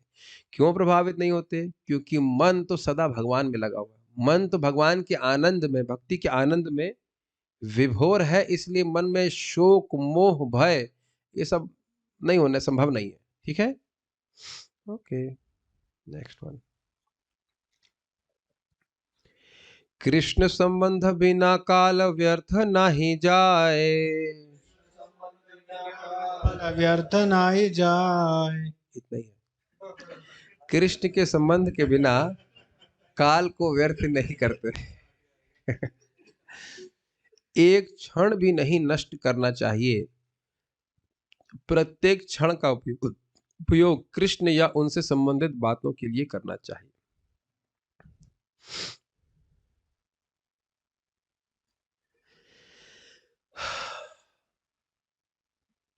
कितना कठिन बात है ना? क्यों कठिन बात है, कोई बता सकता है? हर एक क्षण, बोलिए। हाँ, अरे इंद्रिय तृप्ति ऐसे कैसे छोड़ दे भाई? इतना हमने बैंक बैलेंस जमा किया है, इतना सहज, इतना अच्छा लगता है रूप रस गंध स्वाद का अनुभव करना, कैसे छोड़ दे केवल कृष्ण की बात करने के लिए, बताइए? तो कंडीशन सोल के लिए ये संभव नहीं होता है कि बिल्कुल भी इंद्रिय तृप्ति ना करें, और इसी कारण से हम पूर्ण रूप से सुखी नहीं है। देखिए, कहीं ना कहीं इंद्रिय तृप्ति कर रहे हैं, कुछ तो कुछ इंद्रिय तृप्ति या इंद्रिय की आवश्यकता है, भी सोना पड़ता है, खाना पड़ता है, वो सब ठीक है, लेकिन उसके अलावा भी तो कहीं ना कहीं इंद्रिय तृप्ति कर रहे हैं, देखने की, सूंघने की, बहुत सारी चीजें। देखिए, क्या कहेंगे उसको, दंभ करने में बद्ध जीव बहुत एक्सपर्ट है। दिखा रहा है बाहर से बहुत अच्छा, अंदर से सब जानते हैं। तो पॉइंट इज दैट कि इंक्लिनेशंस है और उसको हम नो भी नहीं कह पाते, तो उसमें घबराने की बात नहीं है। भक्ति करते रहते तो वो इंक्लिनेशन भी समाप्त होती है धीरे धीरे करके। भाव स्तर पे ही एकदम व्यक्ति इंद्रिय तृप्ति को छोड़ सकता है। अभी देखिए, ऐसा नहीं कि हम हमेशा इंद्रिय तृप्ति करते हैं, ऐसा भी नहीं। आपको अब इस समय इंद्रिय तृप्ति थोड़ा कर रहे हैं, कथा सुन रहे हैं भगवान के बारे में, तो ऐसा नहीं है कि हमेशा इंद्रिय तृप्ति करते हैं, लेकिन कुछ कुछ इंद्रिय तृप्ति का अंश भक्ति करते हुए भी रहता है। ये बात मानते हैं कि नहीं आप लोग? तो उसकी वजह से पूरा आनंद नहीं मिल रहा। अगर बिल्कुल इंद्रिय तृप्ति जीरो हो जाए तो दुख का कोई स्रोत ही नहीं रहेगा ना। ये ही संस्पर्श जा भोगा दुख योने, सुने कि नहीं सुने? दुख की शुरुआत कहां से हो रही है? इंद्रिय तृप्ति से। तो इंद्रिय तृप्ति ही अगर जीरो हो गई तो दुख कहीं मिलेगा नहीं। और सुख कहां से मिल रहा है? भगवान की भक्ति से। और भगवान की भक्ति ही कर रहा है तो सुखी सुखी रहेगा कि नहीं, बताओ? तो अब क्योंकि बद्ध जीव है तो एकदम से तो उसके लिए इंद्रिय तृप्ति को छोड़ना मुश्किल होता है, तो वैसा सुख हम अनुभव नहीं कर पाएगा जो भाव भक्ति में होता है। लेकिन फिर भी भक्ति करने से व्यक्ति थोड़ा थोड़ा तो ये अनुभव करता है कि मैं अपने समय को व्यर्थ नहीं करूं, भगवान की भक्ति में लगाऊं। मान लो करने में असमर्थ भी हो तो भी उसको बुरा लगता है, लेकिन भाव भक्ति में तो वो बिल्कुल एक क्षण भी भगवान की बात के अलावा, भगवान की सेवा के अलावा कहीं वह मतलब लगाना नहीं चाहता। समझ में आ गया? अच्छा, जो व्यक्ति कम उन्नत है वह उपश्रेष्ठ भक्तों के उच्चतर भक्तों की स्थिति को समझेगा भी नहीं। कभी कभी लोग कहते हैं हम बहुत महत्वपूर्ण बात करने के लिए आए, और वो एकदम नितांत व्यर्थ की बात होती है, और उनको क्या कहा जाए, बताइए? आपने भी महसूस किया होगा कि अगर आप किसी काउंसलिंग करते हो जी बहुत महत्वपूर्ण बात, लेकिन प्रायः में कभी कभी वैसी बात महत्वपूर्ण नहीं होती है। और कभी कभी तो ऐसे टाइम में तो बिल्कुल नहीं होनी करनी चाहिए जब कोई साधना कर रहा हो। महाराज के शब्द है कि कभी कभी शिष्य लोग बहुत डिस्टर्ब करते हैं। मतलब एकदम बेवकूफी की बात। महाराज क्लास दे रहे थे, एक माता जी बूढ़ी तो मर गई बेचारी, बोली महाराज जी हमारा मंदिर में पर्स चोरी हो गया। भागवत क्लास का प्रश्न किया जा रहा है, हम क्या करें? तो महाराज बोले हमसे क्यों पूछ रहे हैं आप? कि आपका पर्स चोरी हो गया तो हमसे क्यों पूछ रहे हैं? तो कुछ भक्ति के संबंध में प्रश्न करना चाहिए, जो भी बात है। ये हिसाब कहाँ रखते हैं लोग कि हमारा क्षण क्षण बीत रहा है भगवान की सेवा से युक्त होकर के? तो ये भाव स्तर पे इस प्रकार से व्यक्ति व्यग्र हो जाता है कि ना, हमें भगवान की भक्ति करनी बस व्यसन की तरह। भक्ति के बिना रहा नहीं जा रहा, ये बात बोलना। इस श्लोक मतलब पिछले श्लोक में भी इसका लिंक है। जो आपने सुना ना, अभी परीक्षित महाराज कह रहे हैं हमें मरने जरने से कोई मतलब नहीं है, आप केवल कथा करिए बस। तो उसी में कह रहे हैं इस श्लोक में महाराज परीक्षित की व्यग्रता व्यक्त हुई। ये समझ में आ रहा है किस श्लोक में, जो भी संस्कृत श्लोक कोट किया गया। वे कहते हैं जो होना है सो हो, इसकी परवाह नहीं है। इतनी हंसी आ रही है। बद्ध जीव कैसे सोचता है, हमें सोना है, कुछ भी हो ना हो, मंगल आरती जाती हो खत्म है, कोई दिक्कत नहीं, हमें हमें उसकी कोई परवाह नहीं है, हम सोएंगे आराम से, कोई दिक्कत नहीं हमको, है कि नहीं? भक्त सामने है इसलिए उनको देख करके स्मरण हो गया एकदम से। हमें कोई दिक्कत नहीं है, अरे थोड़ा सो लेंगे तो क्या दिक्कत है, 2 घंटा सो लेंगे, मान लो ब्रह्म मुहूर्त निकल गया एक दिन का संडे का, तो क्या फर्क पड़ता है? नहीं नहीं, नाम नहीं लेना है, सारी बातें बोलते नाम नहीं लेना होता है उसमें, ठीक है? नाम लेने से फिर व्यक्ति बुरा मानता है, समझने वाला समझ ही लेता है उसमें क्या है कि नहीं? लेकिन यहीं से घूमते घूमते एक दिन ऐसा आ जाए कि नहीं भाई, रात को सोना भी व्यक्ति को व्यर्थ लगता है। हमारी ऐसी स्थिति नहीं है, हमको व्यर्थ नहीं लगता, लेकिन भाव स्तर में इस प्रकार की व्यक्ति बात होती है। तो कह रहे हैं हम मजाक में बोलने लगे, बात ये कह रहे थे कि उनको चिंता नहीं मरने जीने की, कहते हैं बस भगवान की कथा हो रही, ठीक है। देखिए मेरा कर्तव्य है कटाक्ष के द्वारा, डांटने के द्वारा, सीधी डांट या कटाक्ष किसी तरह से लोगों को प्रेरित करें कि मंगल आरती के लिए आए, जपा करें, है कि नहीं? मैं तो उम्मीद करता हूँ संडे को तो कम से कम आना चाहिए। लोग बोल देते हैं भाई आप तो कुछ करते नहीं इसलिए मंगल आरती जाता है, संडे को आप लोग क्या करते हैं? संडे को तो कुछ नहीं करना होता ना, फिर तो आना चाहिए ना मॉर्निंग प्रोग्राम के लिए। ये हमारा कर्तव्य है, इसलिए कर्तव्य बुद्धि से, ऐसा मुझे बिल्कुल अच्छा नहीं लगता, लेकिन कर्तव्य बुद्धि से मैं ऐसे करना पड़ता है। ये मतलब आप लोग की प्रगति के लिए, ऐसा हमारा कुछ ऐसा उसमें नहीं है। मुझे तो यह देखना है कि मेरे समय का एक भी क्षण कृष्ण संबंध के बिना व्यर्थ ना हो। इसमें बड़ा सुंदर बात है, महाप्रभु से कहा गया, एक भक्त ने कहा कि किसी ने एक क्षण के लिए भी कृष्ण का स्मरण किया है तो उसका एक बहुत बड़ा लाभ है। फिर महाप्रभु कहते हैं हाँ, किसी ने एक क्षण के लिए भी कृष्ण को भूला है तो उसका बहुत बड़ा नुकसान है। काफी इंटरेस्टिंग वे है, is it not? Putting the same thing in a different way, है ना? एक क्षण के लिए भी कृष्ण का स्मरण किया बहुत बड़ा लाभ है, लेकिन कहते हैं एक क्षण के लिए भी कृष्ण को भूला है तो बहुत बड़ा नुकसान है। और ये संस्कृत का श्लोक है, तन हानि तन महत छिद्रम, वही सबसे बड़ी हानि है, वही सबसे बड़ा दोष है कि वासु यन मुहूर्तम क्षणो वापी वासुदेवम न चिंतयेत। एक क्षण के लिए या एक मुहूर्त के लिए अगर वासुदेव का चिंतन न किया जाए। ये श्रीधर स्वामी इस पर इसकी टीका में कोट करते हैं, जब वो सूत गोस्वामी जी की महिमा बोल रहे होते हैं शौनक आदि ऋषि, तो बहुत शॉर्ट में बोल करके आगे बढ़ जाते हैं कि और अब क्या बोले, सीधे भगवान की कथा शुरू होनी चाहिए, वहां पे बोल रहे हैं इस तरह से, यह क्षणम मुहूर्तम वापी वासुदेवम न चिंतयेत। इस प्रकार का नुकसान है। बस वस्तुतः हमारा एसेट ही है कि हमने कितने क्षणों को कृष्ण के स्मरण में निकाला है। कृष्ण भावनामृत के मार्ग में मनुष्य को सभी प्रकार के अवरोध झेलने पड़ते हैं, ब्रेकर्स, और यह देखना पड़ता है कि कृष्ण की सेवा के अतिरिक्त जीवन का एक भी क्षण व्यर्थ ना जाने पाए। ये तो कुछ नई बात रिवील कर रहे हैं प्रभुपाद जी। हम तो सोच रहे थे कि भक्ति करने के बाद it will be a cake walk and that cake will be eaten by us, कोई समस्या नहीं आएगी, घर वाले भी समर्थन करेंगे, परिवार वाले कहेंगे बहुत अच्छा बेटा, तुम बेटी बहुत अच्छा तुम कर रही हो, जॉब कर रही हो, तुमसे अच्छे, हम तो धन्य हो गए तुम्हारी जैसी बेटी या बेटा प्राप्त करके, 2-4 और पैदा कर लेते हैं तुम्हारे जैसे, है कि नहीं? ऐसा ही बोलते होंगे माता पिता, है कि नहीं? और उसके बाद मान लो कदाचित माता पिता सपोर्ट मतलब विरोध ना भी करें तो इंद्रिय तो तुरंत ही मान जाती है, हाँ भाई अब आंखें तो तुरंत मान, हाँ तो कृष्ण को ही देखते, चलो बने ही हम, हमारा अस्तित्व इसीलिए है कि कृष्ण को ही देखना है। कान कान तो सबसे पहले सपोर्ट करता है कि ना हम तो कृष्ण के अलावा कुछ सुनना चाहते नहीं, पहले से हम तो तुमको पहले से ही बोल रहे थे, तो तुम तो अब बस अब बात सुन रहे हो हमारी, है ना? तो देख रहे हैं कि इंद्रियां भी खूब, इंद्रियाणी क्या है, इंद्रियाणी प्रमाथीनि हरंती प्रसभम मना, इंद्रिया एकदम पागल है, मन को खींच लेती। तो ये सोचना नहीं चाहिए कि हम भक्ति कर रहे हैं तो कोई अवरोध नहीं आएगा, भगवान का आशीर्वाद रहेगा, सहायता मिलती है, लेकिन अवरोध आना बहुत अवश्यम भावी है, टेस्ट किया जाएगा। अब देखते हैं बढ़िया से माला हो रहा है, एकदम से बहुत बुरे विचार आने शुरू हो जाते हैं, और कुछ इसका ऐसा नहीं कि अपने अपराध किया हो, कुछ एकदम से बड़बड़ बड़बड़ बड़बड़, फिर उसका फिर गायब हो जाते हैं, मतलब बहुत परेशान हो जाता है व्यक्ति, है ना?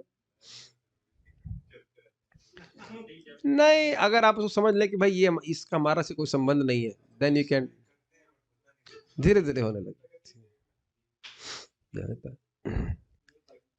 तो व्यक्ति को अवरोध आते हैं, इससे एक और बहुत समझना, अवरोध आते हैं इसलिए हमें सहायता की ज़रूरत है, ये ध्यान रखिएगा हमेशा। अवरोध आएँगे, तो अगर भक्तों का संग होगा तो अवरोध को क्रॉस ओवर कर लेगा, नहीं तो फिर वहीं अकेले करने का प्रयास करेंगे तो टिक जाएगा। चलिए समझ गई बात? बहुत सुंदर इसको समझा रहे हैं संस्कृत के श्लोक, बहुत सुंदर तरह से है। गाइए इसको। वाग्भीस्तुवन्तो मनसा स्मरन्त वाग्भिस्तुवन्तो मनसा स्मरन्तस् तन्वानमन्तोऽप्यनिशं न तृप्तः तन्वानमन्तोऽप्यनिशं तृप्ता भक्तः श्रवन्नेत्रजलः समग्रम् भक्ता श्रवन्नेत्रजला समग्रम् आयुर्हरेरेव समर्पयन्ति। आयुर्हरेरेव कितना समर्पयन्ति। सुंदर श्लोक। वाग्भीस्तुवन्तो मनसा स्मरन्त वाग्भिस्तुवन्तो मनसा स्मरन्तस् तन्वानमन्तोऽप्यनिशं न तृप्तः तन्वानमन्तोऽप्यनिशं न तृप्तः भक्तः श्रवन्नेत्रजलः समग्रम् भक्ता श्रवन्नेत्रजलः समग्रम् आयुर्हरेरेव समर्पयन्ति। आयुर्हरेरेव समर्पयन्ति। वे शब्दों से भगवान की स्तुति करते हैं, वे मन से नित्य भगवान का स्मरण करते हैं, वे अपने शरीरों से भगवान को नमस्कार करते हैं, इतने पर भी वे तुष्ट नहीं होते। ऐसा है शुद्ध भक्तों का स्वभाव। वे अपने नेत्रों से अश्रु बहाते हुए अपना सारा जीवन भगवान की सेवा में अर्पित कर देते हैं। अभी हमको बहुत समय लगेगा शुद्ध भक्त बनने में, लेकिन फिर भी अर्थ समझिए बहुत। अब ये श्लोक क्यों कोट कर रहे हैं बताइए? एक क्षण के लिए भी, एक क्षण के लिए भगवान की सेवा से वो अलग नहीं होना चाहते हैं, तो यानी तो वाणी से या मन से या शरीर से किसी न किसी रूप में भगवान की सेवा में कनेक्ट रह जाते हैं। देखिए, वाग भी स्तुवंतो, स्पष्ट अर्थ है वाणी से भगवान की स्तुति करते, गोविंदम आदि पुरुषम तमहम भजामि इत्यादि बहुत सारी, या हम नमस्ते नरसिंहाय गाते हैं, जो कुछ भी है। मनसा स्मरंतस, मनसा स्मरंतस का मतलब क्या हुआ? मन से स्मरण करते हैं कृष्ण की लीला का, कृष्ण का नाम का, कृष्ण का गुणों का इत्यादि, और भक्तों का भी ऑब्वियसली। तनवाह नमंतो अपि, तनवा नमंतो मतलब समझ रहे हैं, शरीर से भगवान को प्रणाम कर रहे हैं। अनिशम न तृप्त, अनिशम का अर्थ क्या है? सब समय। तो कह रहे हैं सभी समय इस प्रकार करते ही रहते हैं, फिर भी न तृप्ताहा। यह क्यों? क्योंकि ये भक्ति का स्वरूप ही है कि भगवान की आराधनी शक्ति की वृत्ति है, सुखी करती है भक्तों को इस प्रकार से, तो कभी तृप्त नहीं होता। शुद्ध भक्त कभी भगवान की भक्ति करने से बोर नहीं होता। तो एक के बाद भक्ति का अलग अलग स्वरूप हो सकता है, लेकिन वह भगवान से कनेक्ट रहना चाहता है। तो कभी कोई कहे कि आप लोग इतनी भक्ति करते हैं, बोर नहीं होते हैं, तो आप सांस लेने से बोर नहीं हुए? क्या कोई व्यक्ति सांस लेने से बोर हो रहा है? बहुत सांस ले ली, चलो थोड़ा गैप दें। या जमीन पर चलने से बोर नहीं हो रहा है कोई व्यक्ति? बोर होते हैं जमीन पर चलने से? तो जब जमीन पर चलने से बोर नहीं हो रहा है, और ये मछली से कहो तुम पानी में रहते हुए बोर नहीं हो रही हो, थोड़ा बाहर आना चाहिए तुमको, थोड़ा मट्ठे का विश्वास चखो। क्या ये परतंत्रता का जीवन जीना है तुमको, है? तो आप समझ सकते हैं कि जिस प्रकार से भक्ति, जिस प्रकार से जल से कभी मछली बोर नहीं होती है, उसी प्रकार से भक्त लोग कभी बोर नहीं होते हैं भगवान की भक्ति करने के लिए। तो ये बड़ा अच्छा बात है। और फिर कह रहे हैं भक्ता श्रवण नेत्र जला, भक्ता श्रवण का मतलब क्या है? श्रवत, हाँ, श्रवत नेत्र, अपने नेत्रों से जल यानी आंसू बहाते रहते हैं। और समग्रम आयु रेव, पूरी आयु को हरि रेवा, हरि को ही समर्पित कर देते हैं। तो आयु समर्पित करने का मतलब क्या हुआ है? समग्र आयु को समर्पित करने का क्या मतलब बताइए? हर एक क्षण, समग्र आयु, पूर्ण आयु ही कृष्ण को समर्पित।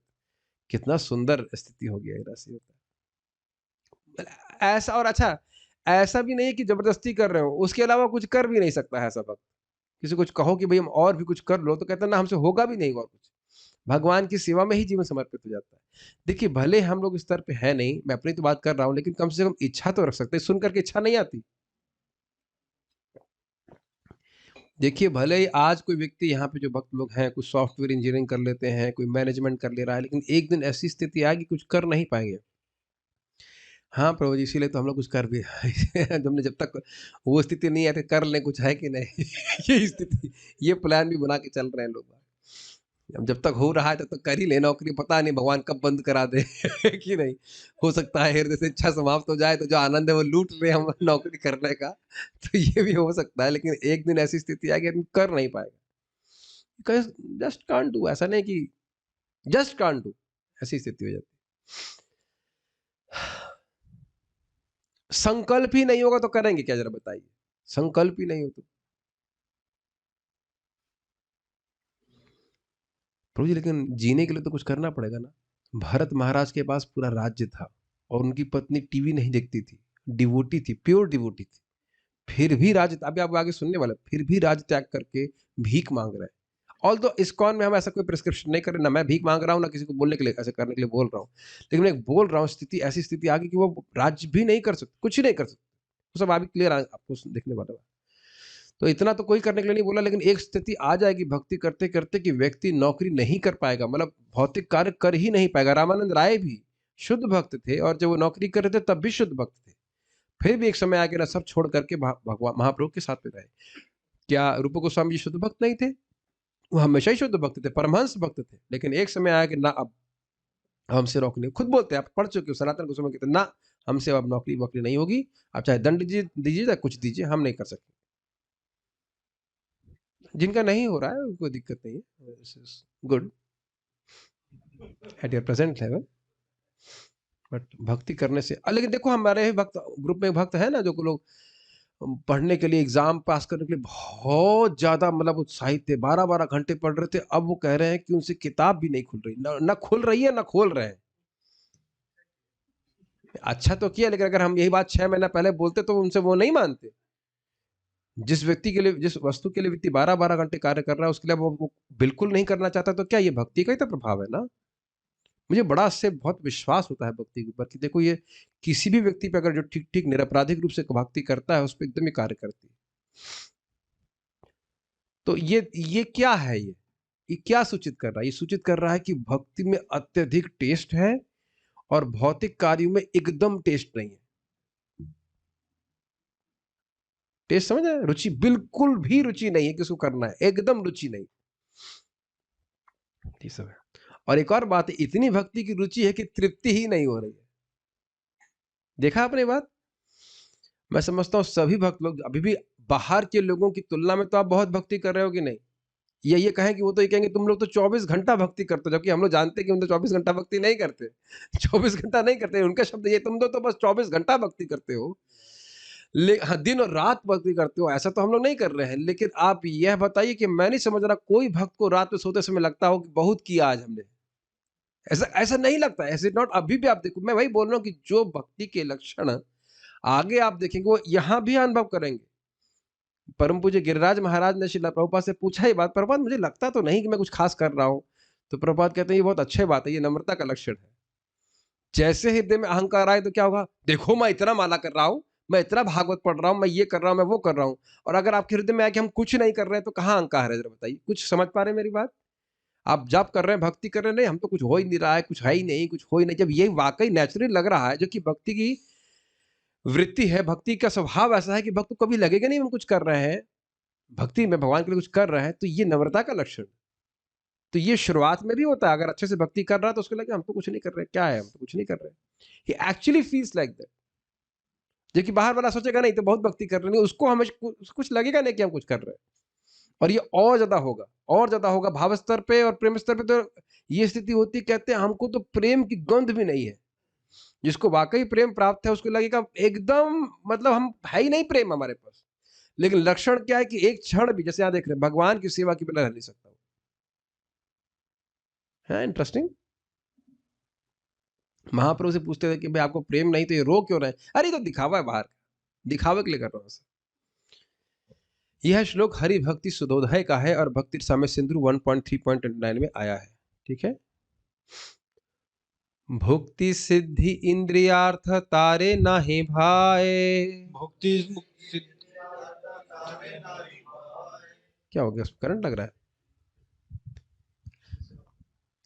भुक्ति मतलब भोग, सिद्धि मतलब यौगिक सिद्धि, और इंद्रियार्थ इंद्रियार्थ क्या हो गया? इंद्रियों के विषय उसे नहीं भाई, उसको बिल्कुल अच्छे नहीं लगते। ये था सामने विरक्ति का लक्षण। फिर किरकिराहट शुरू हो गई।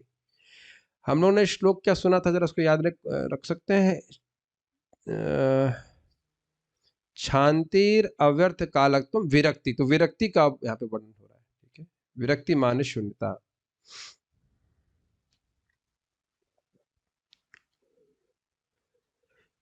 भौतिक क्षेत्र में लोग भौतिक भोग, योग सिद्धि तथा इंद्रिय तृप्ति में रुचि दिखाते हैं और इनके बिना आप जानते कोई व्यक्ति कार्य करेगा ही नहीं। योग सिद्धि आपको लगेगा नहीं प्रभु जी आजकल योग सिद्धि में तो कोई रुचि नहीं दिखाता, ये मोबाइल फोन क्या है? ये एक प्रकार की सिद्धि है कि नहीं बताइए? और इसी में नए नए डेवलपमेंट होते हैं कि नहीं? भाई टेक्नोलॉजी का जो भी डेवलपमेंट एक प्रकार की चमत्कारी शक्ति है कि नहीं? तो उसमें कितना लोग देखिए आकर्षित है। पहले लोग थोड़ा सूक्ष्म रूप से होते थे, आजकल लोग ग्रॉस रूप में हो रहे हैं। और भोग के बिना कैसे जिएगा बताइए जीव? तो इस समय रुचि रखते हैं, लेकिन किंतु भक्तों को ये बातें कदापि रुचिकर नहीं लगती। अब उसके लिए ये कौन सा गुण वर्णन हो रहा है? विरक्ति का। तो ये दिखाने के लिए आप भरत महाराज यानी कि जो मतलब भरत जड़ भरत बाद में थे, उनके बारे में बता रहे हैं। फिर पीछे बोलिए। यो दुस्त्यजानदार सुतान, यो दुस्त्यजानदार सुतान, यो दुस्त्यजानदार सुतान, यो दुस्त्यजानदार सुतान, सुहृद राज्यम हृदि स्पृशः, सुहृद्राज्यं हृदि स्पृशः, जहौ युवैव मलवद, जहोम येवैव मलवत्, उत्तमः श्लोकलालसः। उत्तमः श्लोकलालसः। राजा भरत उन पूर्ण पुरुषोत्तम भगवान कृष्ण का सानिध्य प्राप्त करने के लिए अत्यंत उत्सुक थे, जो उत्तम श्लोक कहे जाते हैं क्योंकि उनकी कृपा प्राप्त करने के लिए स्तुति की जाती है। वाह, उत्तम श्लोक का एक और अर्थ नया अर्थ सुना आपने? उत्तम श्लोक का अर्थ जिनकी कृपा प्राप्त करने के लिए उनकी स्तुति की जाती है उत्तम श्लोकों में। That's nice. प्रभुपाद जी हमेशा कुछ नया फ्लेवर देते हैं। अच्छा, राजा भरत ने अपनी युवावस्था में अपनी आकर्षक पत्नी तथा पुत्रों एवं अपने प्रिय मित्रों तथा वैभव साम्राज्य को उसी तरह छोड़ दिया जिस तरह मल का विसर्जन करने के बाद उसे त्याग दिया जाता है। यह विरक्ति के लक्षण हैं जो उस व्यक्ति में पाए जाते हैं जिसमें भाव उत्पन्न हो चुका है। यह श्लोक श्रीमद् भागवत 5:14-43 से उद्धृत है। बड़ा सुंदर है ये, देखिए। यह दुस्त्यजान, जिसको त्यागना अत्यंत कठिन है। किसको त्यागना कठिन है? दार सुतान, दार मतलब पत्नी और सुत मतलब बेटा। भाई मृत्यु छुड़ा ले तो अलग बात है, नहीं तो इनका त्याग करना बहुत कठिन होता है, बहुत कठिन। मतलब कठिन ऐसा कि व्यक्ति के मन में संकल्प भी नहीं उठता है कि मैं पत्नी और बच्चों को छोड़ कर रहूंगा। हमारे यहाँ पे एक व्यक्ति आए थे, लाइफ टाइम ऑफर के लिए आए थे। 2 लोग आ चुके हैं। भाई हम तो अब मतलब ऐसी स्थिति थी कि वो आत्महत्या करने वाले थे, दोनों ही लोग। इतना परेशान थे, इतने जूते पड़े अगर कहा जाता घर पे। लेकिन फिर वही घर, ईस्ट और west, home is the best. वही जूते खाए कुछ भी करे, लेकिन रहेंगे घर पे। और बोले प्रभु जी हम जूम से आते रहेंगे और भक्ति करते रहेंगे, और एकदम गायब। और यहाँ बोले भी बहुत शांति महसूस हो रही है, इसलिए हम अशांति स्वीकार करने के लिए घर जा रहे हैं। ऐसा ही है ना? खुद बोले यहाँ बहुत अच्छा लग रहा है, शांति है, ये है वो है, लेकिन शांति डाइजेस्ट नहीं, उनकी हजम नहीं हुई, तो इसलिए घर वापस चले गए। और ये भी समझना हो कि भरत महाराज की जो पत्नी थी, मैं फिर बोल रहा हूं कि ऐसा नहीं थी कि वो डिवोटी नहीं थी, ना बच्चे सुनते नहीं, ना बाल नोचने वाले हो, ऐसे कुछ पढ़ने लिखने में खराब हो या बहुत खराब काम करो ना। भरत महाराज के भाई भी बहुत अच्छे भक्त थे और उनके बेटे भी बहुत अच्छे डिवोटी थे। फिर भी और सुहृद, उन पूरा विश्व सुहृद था, मान के चलिए, कोई युद्ध करने वाला नहीं था उनसे। और करोड़ों साल तक राज्य किया, पता नहीं कितना समय तक भरत महाराज राज्य किए। हृदय स्पृशा, हृदय राज्यम हृदय स्पृशा मतलब जो हृदय को क्या लिखा हुआ है? हाँ, तो ये सब बातें हृदय को एकदम अंदर तक स्पर्श करने वाली हैं। क्या वो कथम प्रियाया अनुकंपिताया इस तरह करके प्रहलाद महाराज की बात है कि भाई पत्नी बड़े प्रेम से बोलेगी, आप चले जाएंगे तो मैं मर जाऊंगी, या ऐसा कुछ बोली भी होगी, मान लो बोलती है माता पत्नी तो ऐसे बोलेगी। और बच्चे की हम किलकारी वाली आवाज लेते हैं, और स्पेशली बच्चे जब बड़ा हो जाता है तो और प्रेम होता है। अच्छा लड़का हो, मतलब पढ़ा लिखा बच्चा हो, एकदम जवान बच्चे तो व्यक्ति को बड़ा गर्व होता है ना। स्पेशली राजा लोग तो वैसे भी रजोगुणी बहुत होते हैं, लेकिन यहाँ पे जहाऊ ऐसे त्याग दिया, युवा एवा, और ये भी नहीं कि बुढ़ापे में, जवानी में त्याग दिया, मलवद। अब मलवद क्यों बोल रहे हैं? तो मल त्यागने के बाद व्यक्ति को कोई ग्लानि नहीं होती है कि नुकसान हो गया, दोबारा देखे उसकी तरह। ये अच्छा समझा रहे हैं कि दोबारा देखिए, उसको प्रिजर्व करें, उसको क्या ठीक से है कि नहीं। ऐसा कोई व्यक्ति नहीं सोचता है, ऐसा बोल रहे। युवैव मलवद उत्तम श्लोक लालसा। लालसा समझते हैं लोभ, तो कह रहा इस प्रकार का लोभ उनके हृदय में आ गया कि भगवान मतलब हमें कोई भाई कुछ भी हो, राज में कुछ तो बात सुननी पड़ेगी ना, भगवान से इतर कुछ तो बात आएगी ना, हमें कुछ सुनना ही नहीं है। बड़ी अद्भुत बात है ना, ऐसे राज्य को त्यागना। देखिए यहाँ पे लोग मर जाते हैं पॉलिटिशियन, जब तक उनके दांत बाहर ना आ जाए, मतलब बिल्कुल लात मार के बाहर ना निकाल दिया जाए, तब तक वह राज्य नहीं त्यागना चाहते। गलत तो नहीं, तो दृष्ट विषय है यहाँ पे, लेकिन यहाँ पे कह रहे हैं युवैव, और अर्थात ये भी इंटरेस्टिंग बात है कि कोई उनका कोई कॉम्पिटिटर नहीं था। और यही चीज परीक्षित महाराज में भी आप देखेंगे, कोई कॉम्पिटिटर नहीं था, कुछ नहीं था, और उनमें यह सामर्थ्य था कि तक्षक को वहीं मार के खत्म कर देते। जो व्यक्ति कली को मार सकता है या कली को मारने का सामर्थ्य रखता है, मारा तो नहीं था, उसके लिए तक्षक क्या है? कुछ नहीं कर सकता तक्षक। भगवान के भक्त जिनकी रक्षा भगवान ने स्वयं मां के गर्भ में करी, और बताइए कितना बड़ा भक्त होगा, तुम कल्पना नहीं कर सकते। महाभागवत, उन पे क्या शाप लगना, कुछ नहीं लगना, लेकिन वह सब त्याग करके, यहां तक कि बिल्कुल अन्न और जल भी त्याग करके भगवान के बारे में श्रवण करने के लिए उपस्थित थे। तो यहाँ वहां पे भी आप देखेंगे वो राज्य को बिल्कुल त्याग के उधर देख भी नहीं रहे राज्य के प्रति। किस लिए? उत्तम श्लोक लालसा। बड़ा सुंदर श्लोक है कि कृष्ण का आकर्षण ही है इस प्रकार का। अब अगर स्मरण हो तो आप रघुनाथ दास गोस्वामी का भी स्मरण कर सकते हैं। रघुनाथ दास गोस्वामी बार बार भागते, उनको बार बार पकड़ लेते, तो उनकी माँ कहती है इसको रस्सी से बांध लेना चाहिए। तो उनकी माँ, उनके पिता कहते हैं अरे भाई, जब इसकी पत्नी अप्सरा के समान है और हमारा वैभव इंद्र के समान है, जब ये नहीं इसको पकड़ पाया तो भाई रस्सी क्या पकड़ेगी इनको? इनको तो महाप्रभु खींच रहे हैं। और वो स्वीकार भी करते हैं कि महाप्रभु मेरे हृदय में उदित हो रहे हैं और मुझे पागल कर रहे हैं, माम मदयति, ऐसे करके। जो लोग भी आश्रम ज्वाइन किए होते हैं, उनकी भी कुछ कुछ स्थिति, अगर वाकई भक्ति करके आश्रम ज्वाइन करते तो कुछ कुछ स्थिति इसी प्रकार की होती, जगत बिल्कुल नहीं अच्छा लगता है। चाहे वो नौकरी में हो, चाहे पत्नी, पत्नी नहीं, मतलब पत्नी का नहीं होता है केस, मोस्टली लोग ज्वाइन करते हैं डायरेक्ट आश्रम से, तो वो बाहर की दुनिया में काम करने के लायक रहते नहीं। उनसे नहीं कह सकते कि हाँ भाई नौकरी भी करिए और डोनेशन भी दे दीजिए और ये कर लीजिए, वो हो नहीं सकता है। उस तरह की बातें आप उनसे नहीं करिए, वो होता नहीं है। जिसके हृदय में इस प्रकार का वैराग्य होता है, वो भगवान की भक्ति करने पे आकर्षित होता है, वो कुछ नहीं कर सकता। उस घर वाला, घर कैसे चलेगा, ये सब चलेगा, वो सब कंसिडरेशन नहीं आते। ठीक है, तो ये सब भक्ति में व्यक्ति का जब भक्ति बढ़ जाती है तो इस प्रकार से व्यक्ति करता ही है। एक और सुनेंगे या बस कर दे? थक गए? थके हुए लग रहे हैं, आज रेस्ट करना हो ना। आज तो संडे है तो रेस्ट कर लीजिएगा 20 मिनट के बाद, क्या है। एक क्षण भी हम नींद के बिना व्यर्थ नहीं करना चाहते हैं कि नहीं। उसके बाद कह रहे हैं मान शून्यता। आप लोगों को अच्छा नहीं लग रहा क्या? मतलब मुझे तो बहुत अच्छे अच्छे गुण हो रहा है। सर्वोत्तम अपना के ही न करी माने, सर्वोत्तम अपना के ही न करी माने। काफी इंटरेस्टिंग है। मान शून्यता कर यह नहीं कि है मतलब घोंचू हो, नालायक हो और कहे हम तो घोंचू है, नालायक है ना। सर्वोत्तम होते हुए भी अपने को हीन मानना, यह बड़ी अद्भुत बात है। मान लो मूर्ख है, स्वीकार कर ले मूर्ख है, तो उसमें कोई मान शून्यता नहीं, हाँ मूर्ख है। लेकिन मान लो मूर्ख ना हो और फिर भी अपने आप को सबसे मूर्ख मान रहा है, हीन मान रहा है, यह आश्चर्य की बात। बड़े अजीब से गुण है कि जगत में ऐसे गुण देखे नहीं जाते।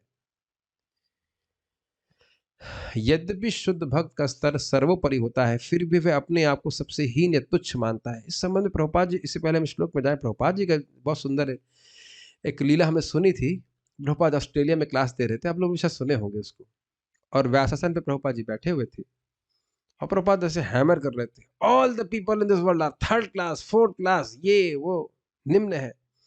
तो ये व्यक्ति खड़ा हो गया और चीखने लगा, क्या सोचते हैं आप ही फर्स्ट क्लास है, जो इतने बड़े आसन पे बैठ करके सबको थर्ड क्लास है, फोर्थ क्लास है बोल रहे हैं, ऐसे करके बहुत जोर से बोलने लगा।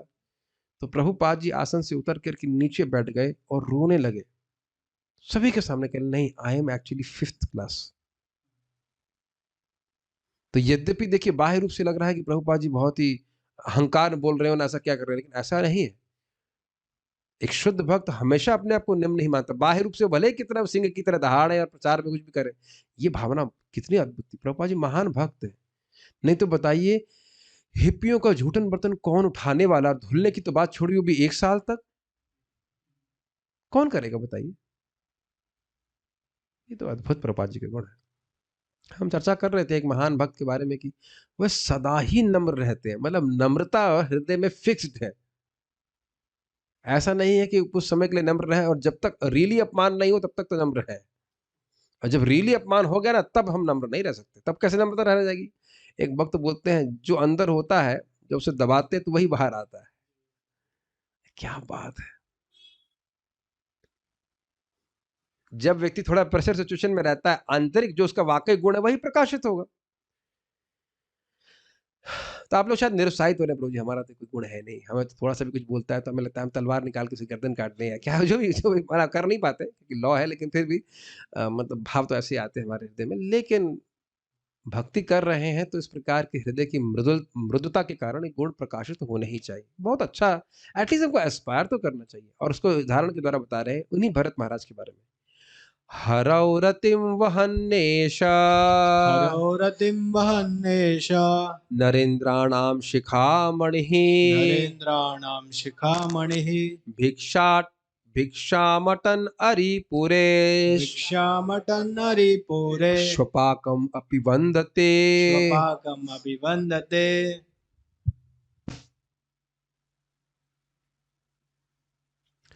भरत महाराज सदैव अपने हृदय में कृष्ण के प्रति स्नेह वहन करते थे। यद्यपि भरत महाराज राजाओं के मुकुटमणि थे, फिर भी अपने शत्रुओं की नगरी में घूम घूम कर भिक्षा मांगते थे। यहाँ तक कि वे तुच्छ जाति के चांडालों को भी नमस्कार करते थे जो कुत्तों का मांस भक्षण करते थे। यह उद्धरण पद्म पुराण का है। जरा जरा देखिए इस बात को। हरौ रतिम वहन, हरि हरि भगवान हरि के प्रति रति भाव प्रेम को धारण किए थे। वहन मतलब उठाए हुए, धारण किए थे। ऐशा वो ये, ऐशा नरेंद्राणाम शिखामणि। नरेंद्र, नर प्लस इंद्र, नरेंद्र मतलब राजा, राजाओं के शिखामणि थे। बड़े बड़े राजा उनके नीचे खटते थे कहा जाए, उनको प्रणाम करते थे। पूरे विश्व के सम्राट थे वो भरत महाराज। और जब भाव भक्ति को प्राप्त हुए और तो ऐसी स्थिति क्या आ गई, भिक्षाटम, भिक्षाटम अरिपुरे। अरि मतलब क्या होता है, अरि मतलब होता है शत्रु। तो भिक्षा मांगते थे कहां, शत्रुओं के यहाँ पे। ये बहुत बड़ी बात है बताइए। हम, आप तो ठाकुर परिवार से हो, ठाकुरों में बहुत चलता है, अरे उसके हम जाएंगे, उसके हम नीचे करेंगे, नहीं करते ना बिल्कुल। तो जिससे शत्रुता होती है, ठाकुर लोग ऐसे ही किसी के सामने नहीं झुकते, है कि नहीं।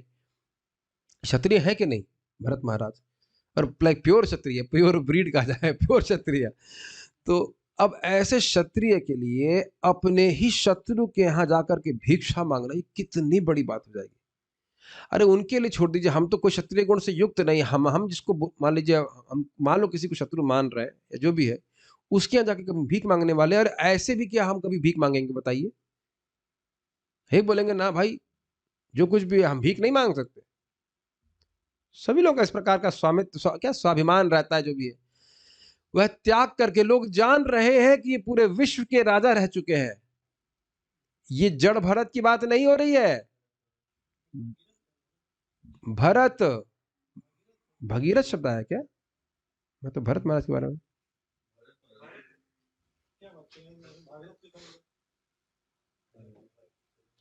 हिंदी में चेंज कर दिया है।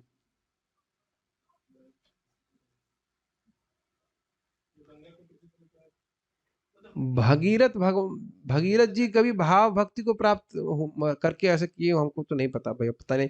भरत महाराज के बारे में सुना है, हम भरत महाराज के बारे में सुनते आए हैं। अब ये इंग्लिश में 2 वर्जन हो गया है तो क्या कह सकते हैं। चैतन्य चरितमृत में ये लिखा नहीं कि किसके बारे में बात कर रहे हैं। अब देखिए वैसे तो देखा जाए तो भगीरथ कहेंगे, अगर भगीरथ इंग्लिश में प्रभुपाद लिख रहे तो भगीरथ भी ठीक है, भरत कह रहे तो भरत भी ठीक है, ये लेकिन आश्चर्य हो रहा है भगीरथ को भरत क्यों कह रहे हैं, या भरत को भगीरथ क्यों कह रहे हैं। जी मैं इंग्लिश को देखा नहीं, मैं तो हिंदी ही देखा हूँ सीधे। देखो ध्यान से पढ़ने में क्या क्या चीजें आ जाती हैं। क्या नंबर है श्लोक का, वेदाव्यास में चेक कर लेते हैं एक बार। 227 ना,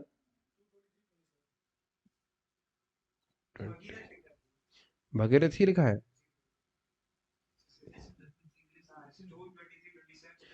इसमें तो ये भगीरथ ही लिखा हुआ, तब यहाँ भरत क्यों कर दिया क्या हिंदी में हमको नहीं पता, हिंदी में चेक कीजिएगा बाद में फिर से। चलिए भगीरथ हो चाहे भरत हो, लेकिन भगीरथ महाराज भी तो पूरे विश्व के ही राजा थे ना, तो क्वालिटी दोनों में एक ही बराबर है। पिछले श्लोक में भरत महाराज के बारे में बोला गया। Anyways whomsoever the person, Bhagirath हो चाहे भरत हो, भरत महाराज है ना, पता नहीं भगीरथ से भरत कैसे हो गया। All glories we don't know. अब इसको हमको पद्म पुराण को पढ़ना पड़ेगा, फिर पद्म पुराण में जाकर देखना पड़ेगा कि भगीरथ है कि भरत है, क्योंकि टीका में तो कुछ लिखा नहीं गया है।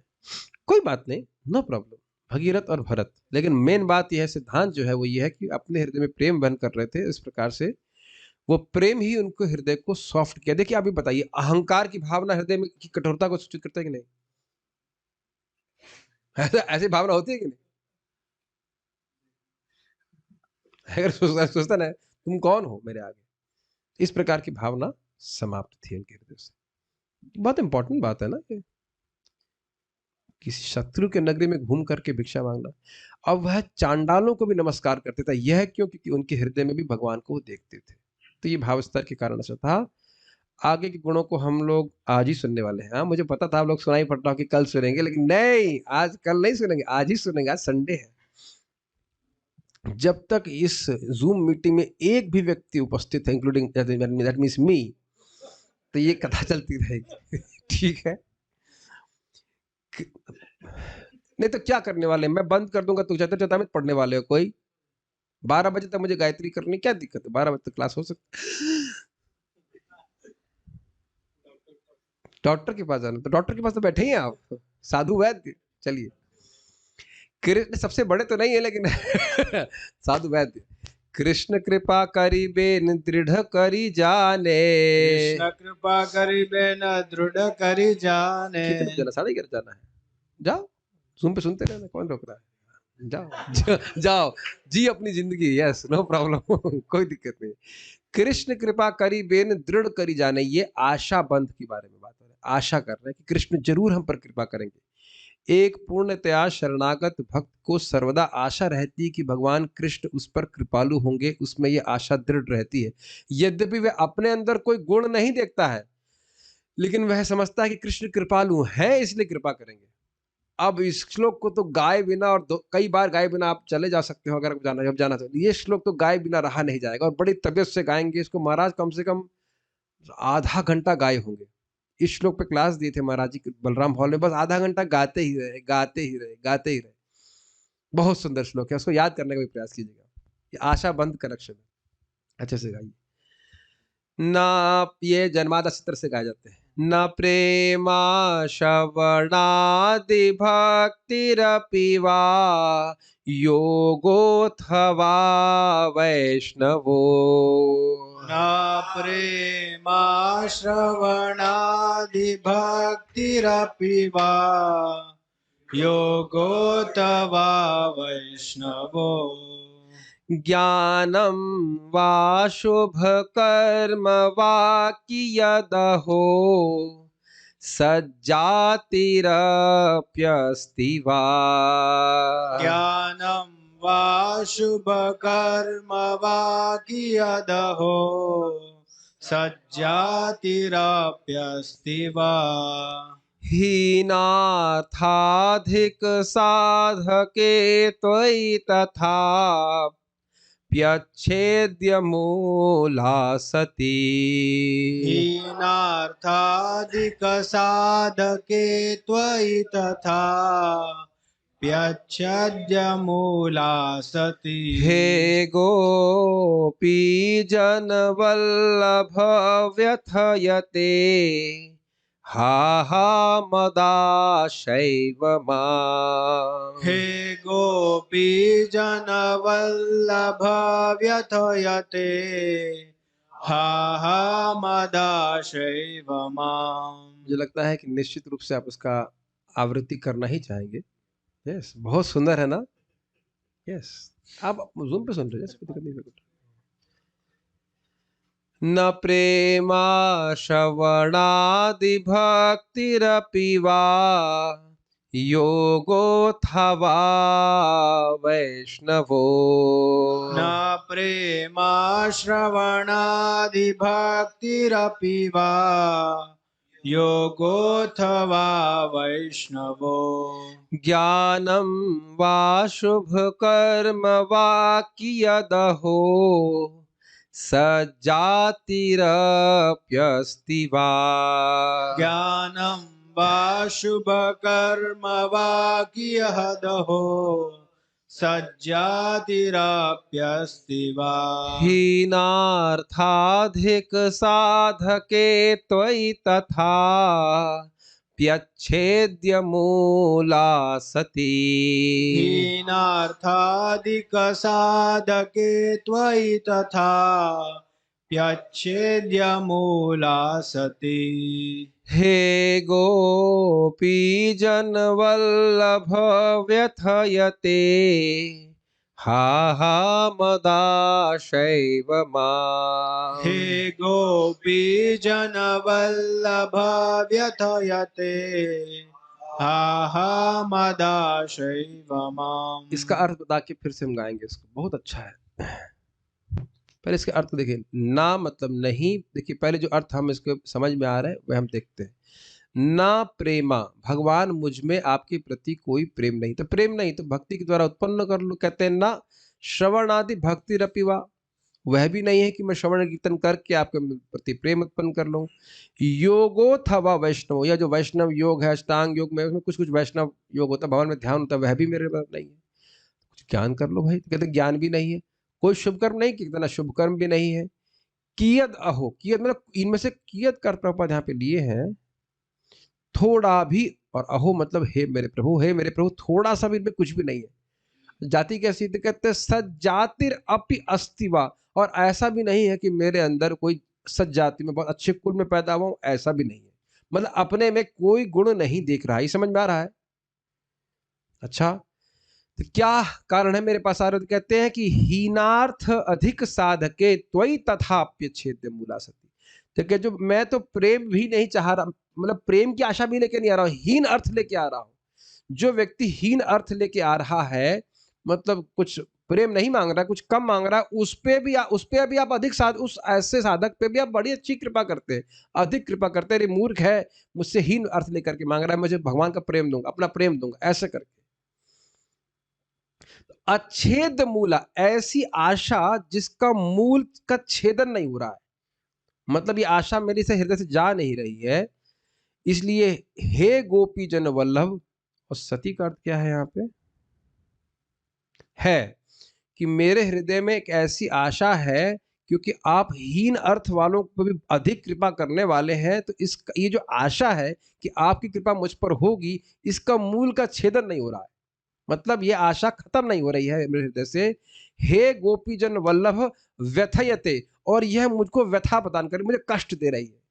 हा हा मदा शैव माम, मद आशा, ये मेरी आशा कि आप हीन अर्थ वालों को भी उस पर अधिक कृपा करते हैं। मैं हीन अर्थ वाला हूं, आप मुझ पर अधिक कृपा करेंगे, ये आशा का मूल नहीं जा रहा है। इसी को कहते हैं आशा बंध, आशा का बंधन। समझ में आ रहा है? आशा नहीं जा रही है कि कृष्ण कृपा करेंगे, और इधर क्या देख रहे हैं? अपने में कोई गुण नहीं देख रहे। ये तो भाव भक्ति में आप देखिए मान शून्यता, अपने में कोई गुण नहीं देख रहा है, लेकिन कृष्ण की कृपा की ओर देख रहा है कि कृष्ण कृपा करते हैं, कृष्ण कृपा करते हैं, कृष्ण कृपा करते हैं। तो इस तरह से उसको व्यथा मिल रही है। व्यथा क्यों मिल रही है समझ में आ रहा है? मुझ में तो कोई गुण है नहीं जो कृपा हो, लेकिन कृष्ण कृपा करते हैं जिनका गुण कम होते हैं, तो करेंगे करेंगे करेंगे करेंगे ऐसे। समझ आ रहा है? जैसे कोई भिखारी हो, उसको आशा लगी रहे कि ये देगा, ये देता ही है लोगों को, तो मुझको भी देगा, मुझको भी देगा। कोई भिखारी अपने तो कोई गुण तो देखता नहीं है कि मैं बहुत सुंदर हूँ, मैं बहुत विद्वान हूँ, ये ऐसे करके मुझे गुण देगा, सॉरी मुझे कोई वस्तु देगा। बड़ा सुंदर श्लोक है। और देखिए किसका वर्णन हो रहा है? जो भाव स्तर को प्राप्त हो गया, और वो कह रहा है मुझे प्रेम नहीं है कोई।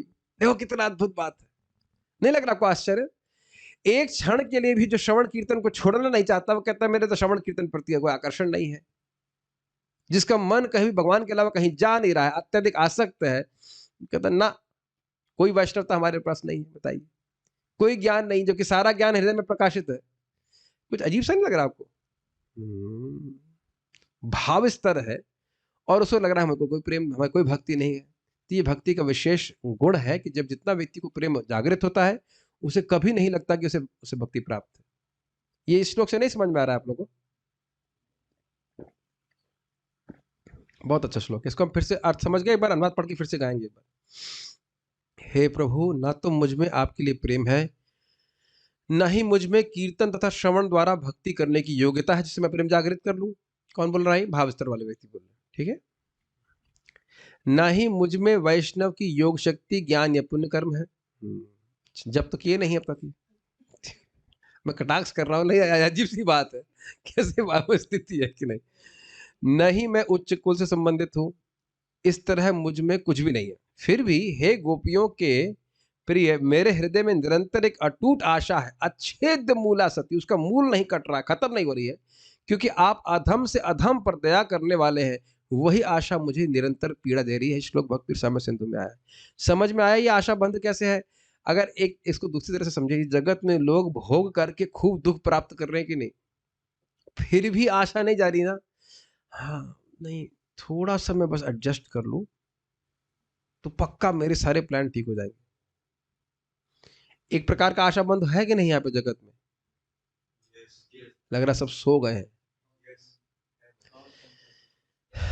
जगत में आशा बंद लगा हुआ है ना, कि इतने भाई वो इंद्रिय तृप्ति करके सुखी नहीं हुए, उनको आया नहीं ठीक से करना। उनको पता नहीं है, they have not figured out the plan actually. तो मैं बताता हूँ, मैं करके बताता हूँ, ये आशा बंद लोगों की लगी रहती है कि नहीं? आशा पाशा इसे कहते हैं। मतलब ये हम भौतिक कंटेक्स्ट में बोल रहे हैं, कटते नहीं है ये, मतलब कुछ ना कुछ आशा लगी रहती है। हाँ जाए, उसका मूल काटना बड़ा मुश्किल है। लेकिन मैं खाली आशा पाश को समझा रहा हूँ। कह रहे ये जो आशा पाश है, क्यों आशा पाश है? क्योंकि भगवान कृपालु है। और व्यथा क्यों दे रही है? क्योंकि मुझ में कोई गुण नहीं है, भगवान मुझे कृपा करेंगे। लेकिन भगवान कृपा करते ही हैं हीन लोगों के ऊपर, दीन लोगों के ऊपर। तो मैं दीनहीन हूं तो मुझ पर भी कृपा करेंगे। इस तरह की बड़ी अद्भुत स्थिति है, आशा पाश नहीं जा रहा है। ये बहुत बड़ी बात है। देखिए ये हम सभी में अगर आशा नहीं हो कि कृष्ण हम पर कृपा करेंगे, तो व्यक्ति भक्ति कैसे करेगा? किसी की अगर आशा ही टूट जाए, और कैसे भक्ति में, हाउ टू से, परसीवर समझते हैं? परसीवरेंस मतलब क्यों, कैसे लगा रहेगा, कैसे उद्यम करेगा, कैसे प्रयास करेगा? आशा ही अगर टूट जाए किसी की, मैं भगवान के धाम जा सकता हूं, तो कैसे वो प्रयास करेगा? तो ये भक्त का विशेष गुण है। और आप देखेंगे कि हल्की हल्की आशा तो सभी के हृदय में है कि नहीं? मैं जो बोल रहा हूँ भाव का जो प्योर स्टेज है वो तो नहीं, लेकिन हल्की हल्की आशा तो है ना, कि हम पर इस जन्म में तो हमारा कोई होप नहीं लग रहा है। तो समझ में आई? अच्छा ये बता दो, इसमें कितने लोगों को लग रहा है, यू कैन रेज हैंड्स, कि इसी जन्म में भगवान के पास चले जाओगे? लग रहा है आपको? लग रहा है? प्रयास कर सकते हो, अलग बात है, लेकिन आपको लग रहा है कि इतने योग्य होंगे कि भगवान के पास चले जाएंगे? केशव सर आप लोग रेज हैंड कर रहे हैं। अच्छा आपको प्रश्न समझ में नहीं आया, लग रहा ड्राइविंग करके आए इसलिए सुन नहीं पा रहे कि हम क्या बोल रहे हैं। या तो इसलिए इस तरह सोचेंगे प्रभुपाद की कृपा से चले जाएंगे। हाँ, वो ठीक है, वो तो वही बात हो गई ना, वो तो आशा पाशा हो गई ना, अपनी योग्यता थोड़ा देख रहे हैं। प्रभुपाद गुरु महाराज की कृपा से चले जाए तो वो तो ठीक है, दीनहीनों पे कृपा करने वाले हैं प्रभुपाद जी, तो वो तो ठीक है। लेकिन आप अपने हृदय में झांक के देखिए, बिल्कुल नहीं लग रहा होगा कि हम भगवान के धाम जाने के योग्य हैं, एकदम नहीं। ये अच्छी बात है, ये अच्छी बात है। तो एक बार फिर से गाया जाए इसको, बहुत अच्छा है। न प्रेमा श्रवणादि भक्तिरपि वा योगोऽथवा वैष्णवो। न प्रेमाश्रवणादिभक्तिरपि वा योगोऽथवा वैष्णवो। ज्ञानं वा शुभकर्म वा कियदहो संजातिरप्यस्ति वा। ज्ञानं वा शुभकर्म वा कियदहो सज्जातिरप्यस्ति वा। हीनार्थाधिक साधके त्वयि तथा प्यच्छेद्य मूला सती। हीनार्थाधिकसाधके त्वयि तथा प्यच्छेद्य मूला सती। हे गोपी जनवल्लभ व्यथयते हा हा मदाशैव माम्। हे गोपी जनवल्लभ व्यथयते हा हा मदाशैव माम्। क्योंकि राहुल प्रभु भागने की तैयारी में है तो आज हम अभी यहाँ रुकते हैं। ठीक है। तो इन गुणों पे आप विचार कीजिएगा और देखेंगे कि कुछ कुछ गुण हमारे हृदय में भी आए, भगवान की कृपा से प्रार्थना रखना चाहिए। कल शाम को मिलते हैं। इतना सुंदर टॉपिक मन करता है शाम को भी इसी को कंटिन्यू करें। आज संडे को सीसी लेट अस सी कितने लोग हैंड्स रेज करना चाहते हैं यहाँ पे इसके लिए। नहीं, यहाँ वाले नहीं, यहाँ तो दिख ही रहा है मेरे को। ठीक है, सभी लोग कह रहे हैं तो okay, will continue with this in the evening. Shri Chaitanya Charitamrita की जय, श्रील प्रभुपाद की।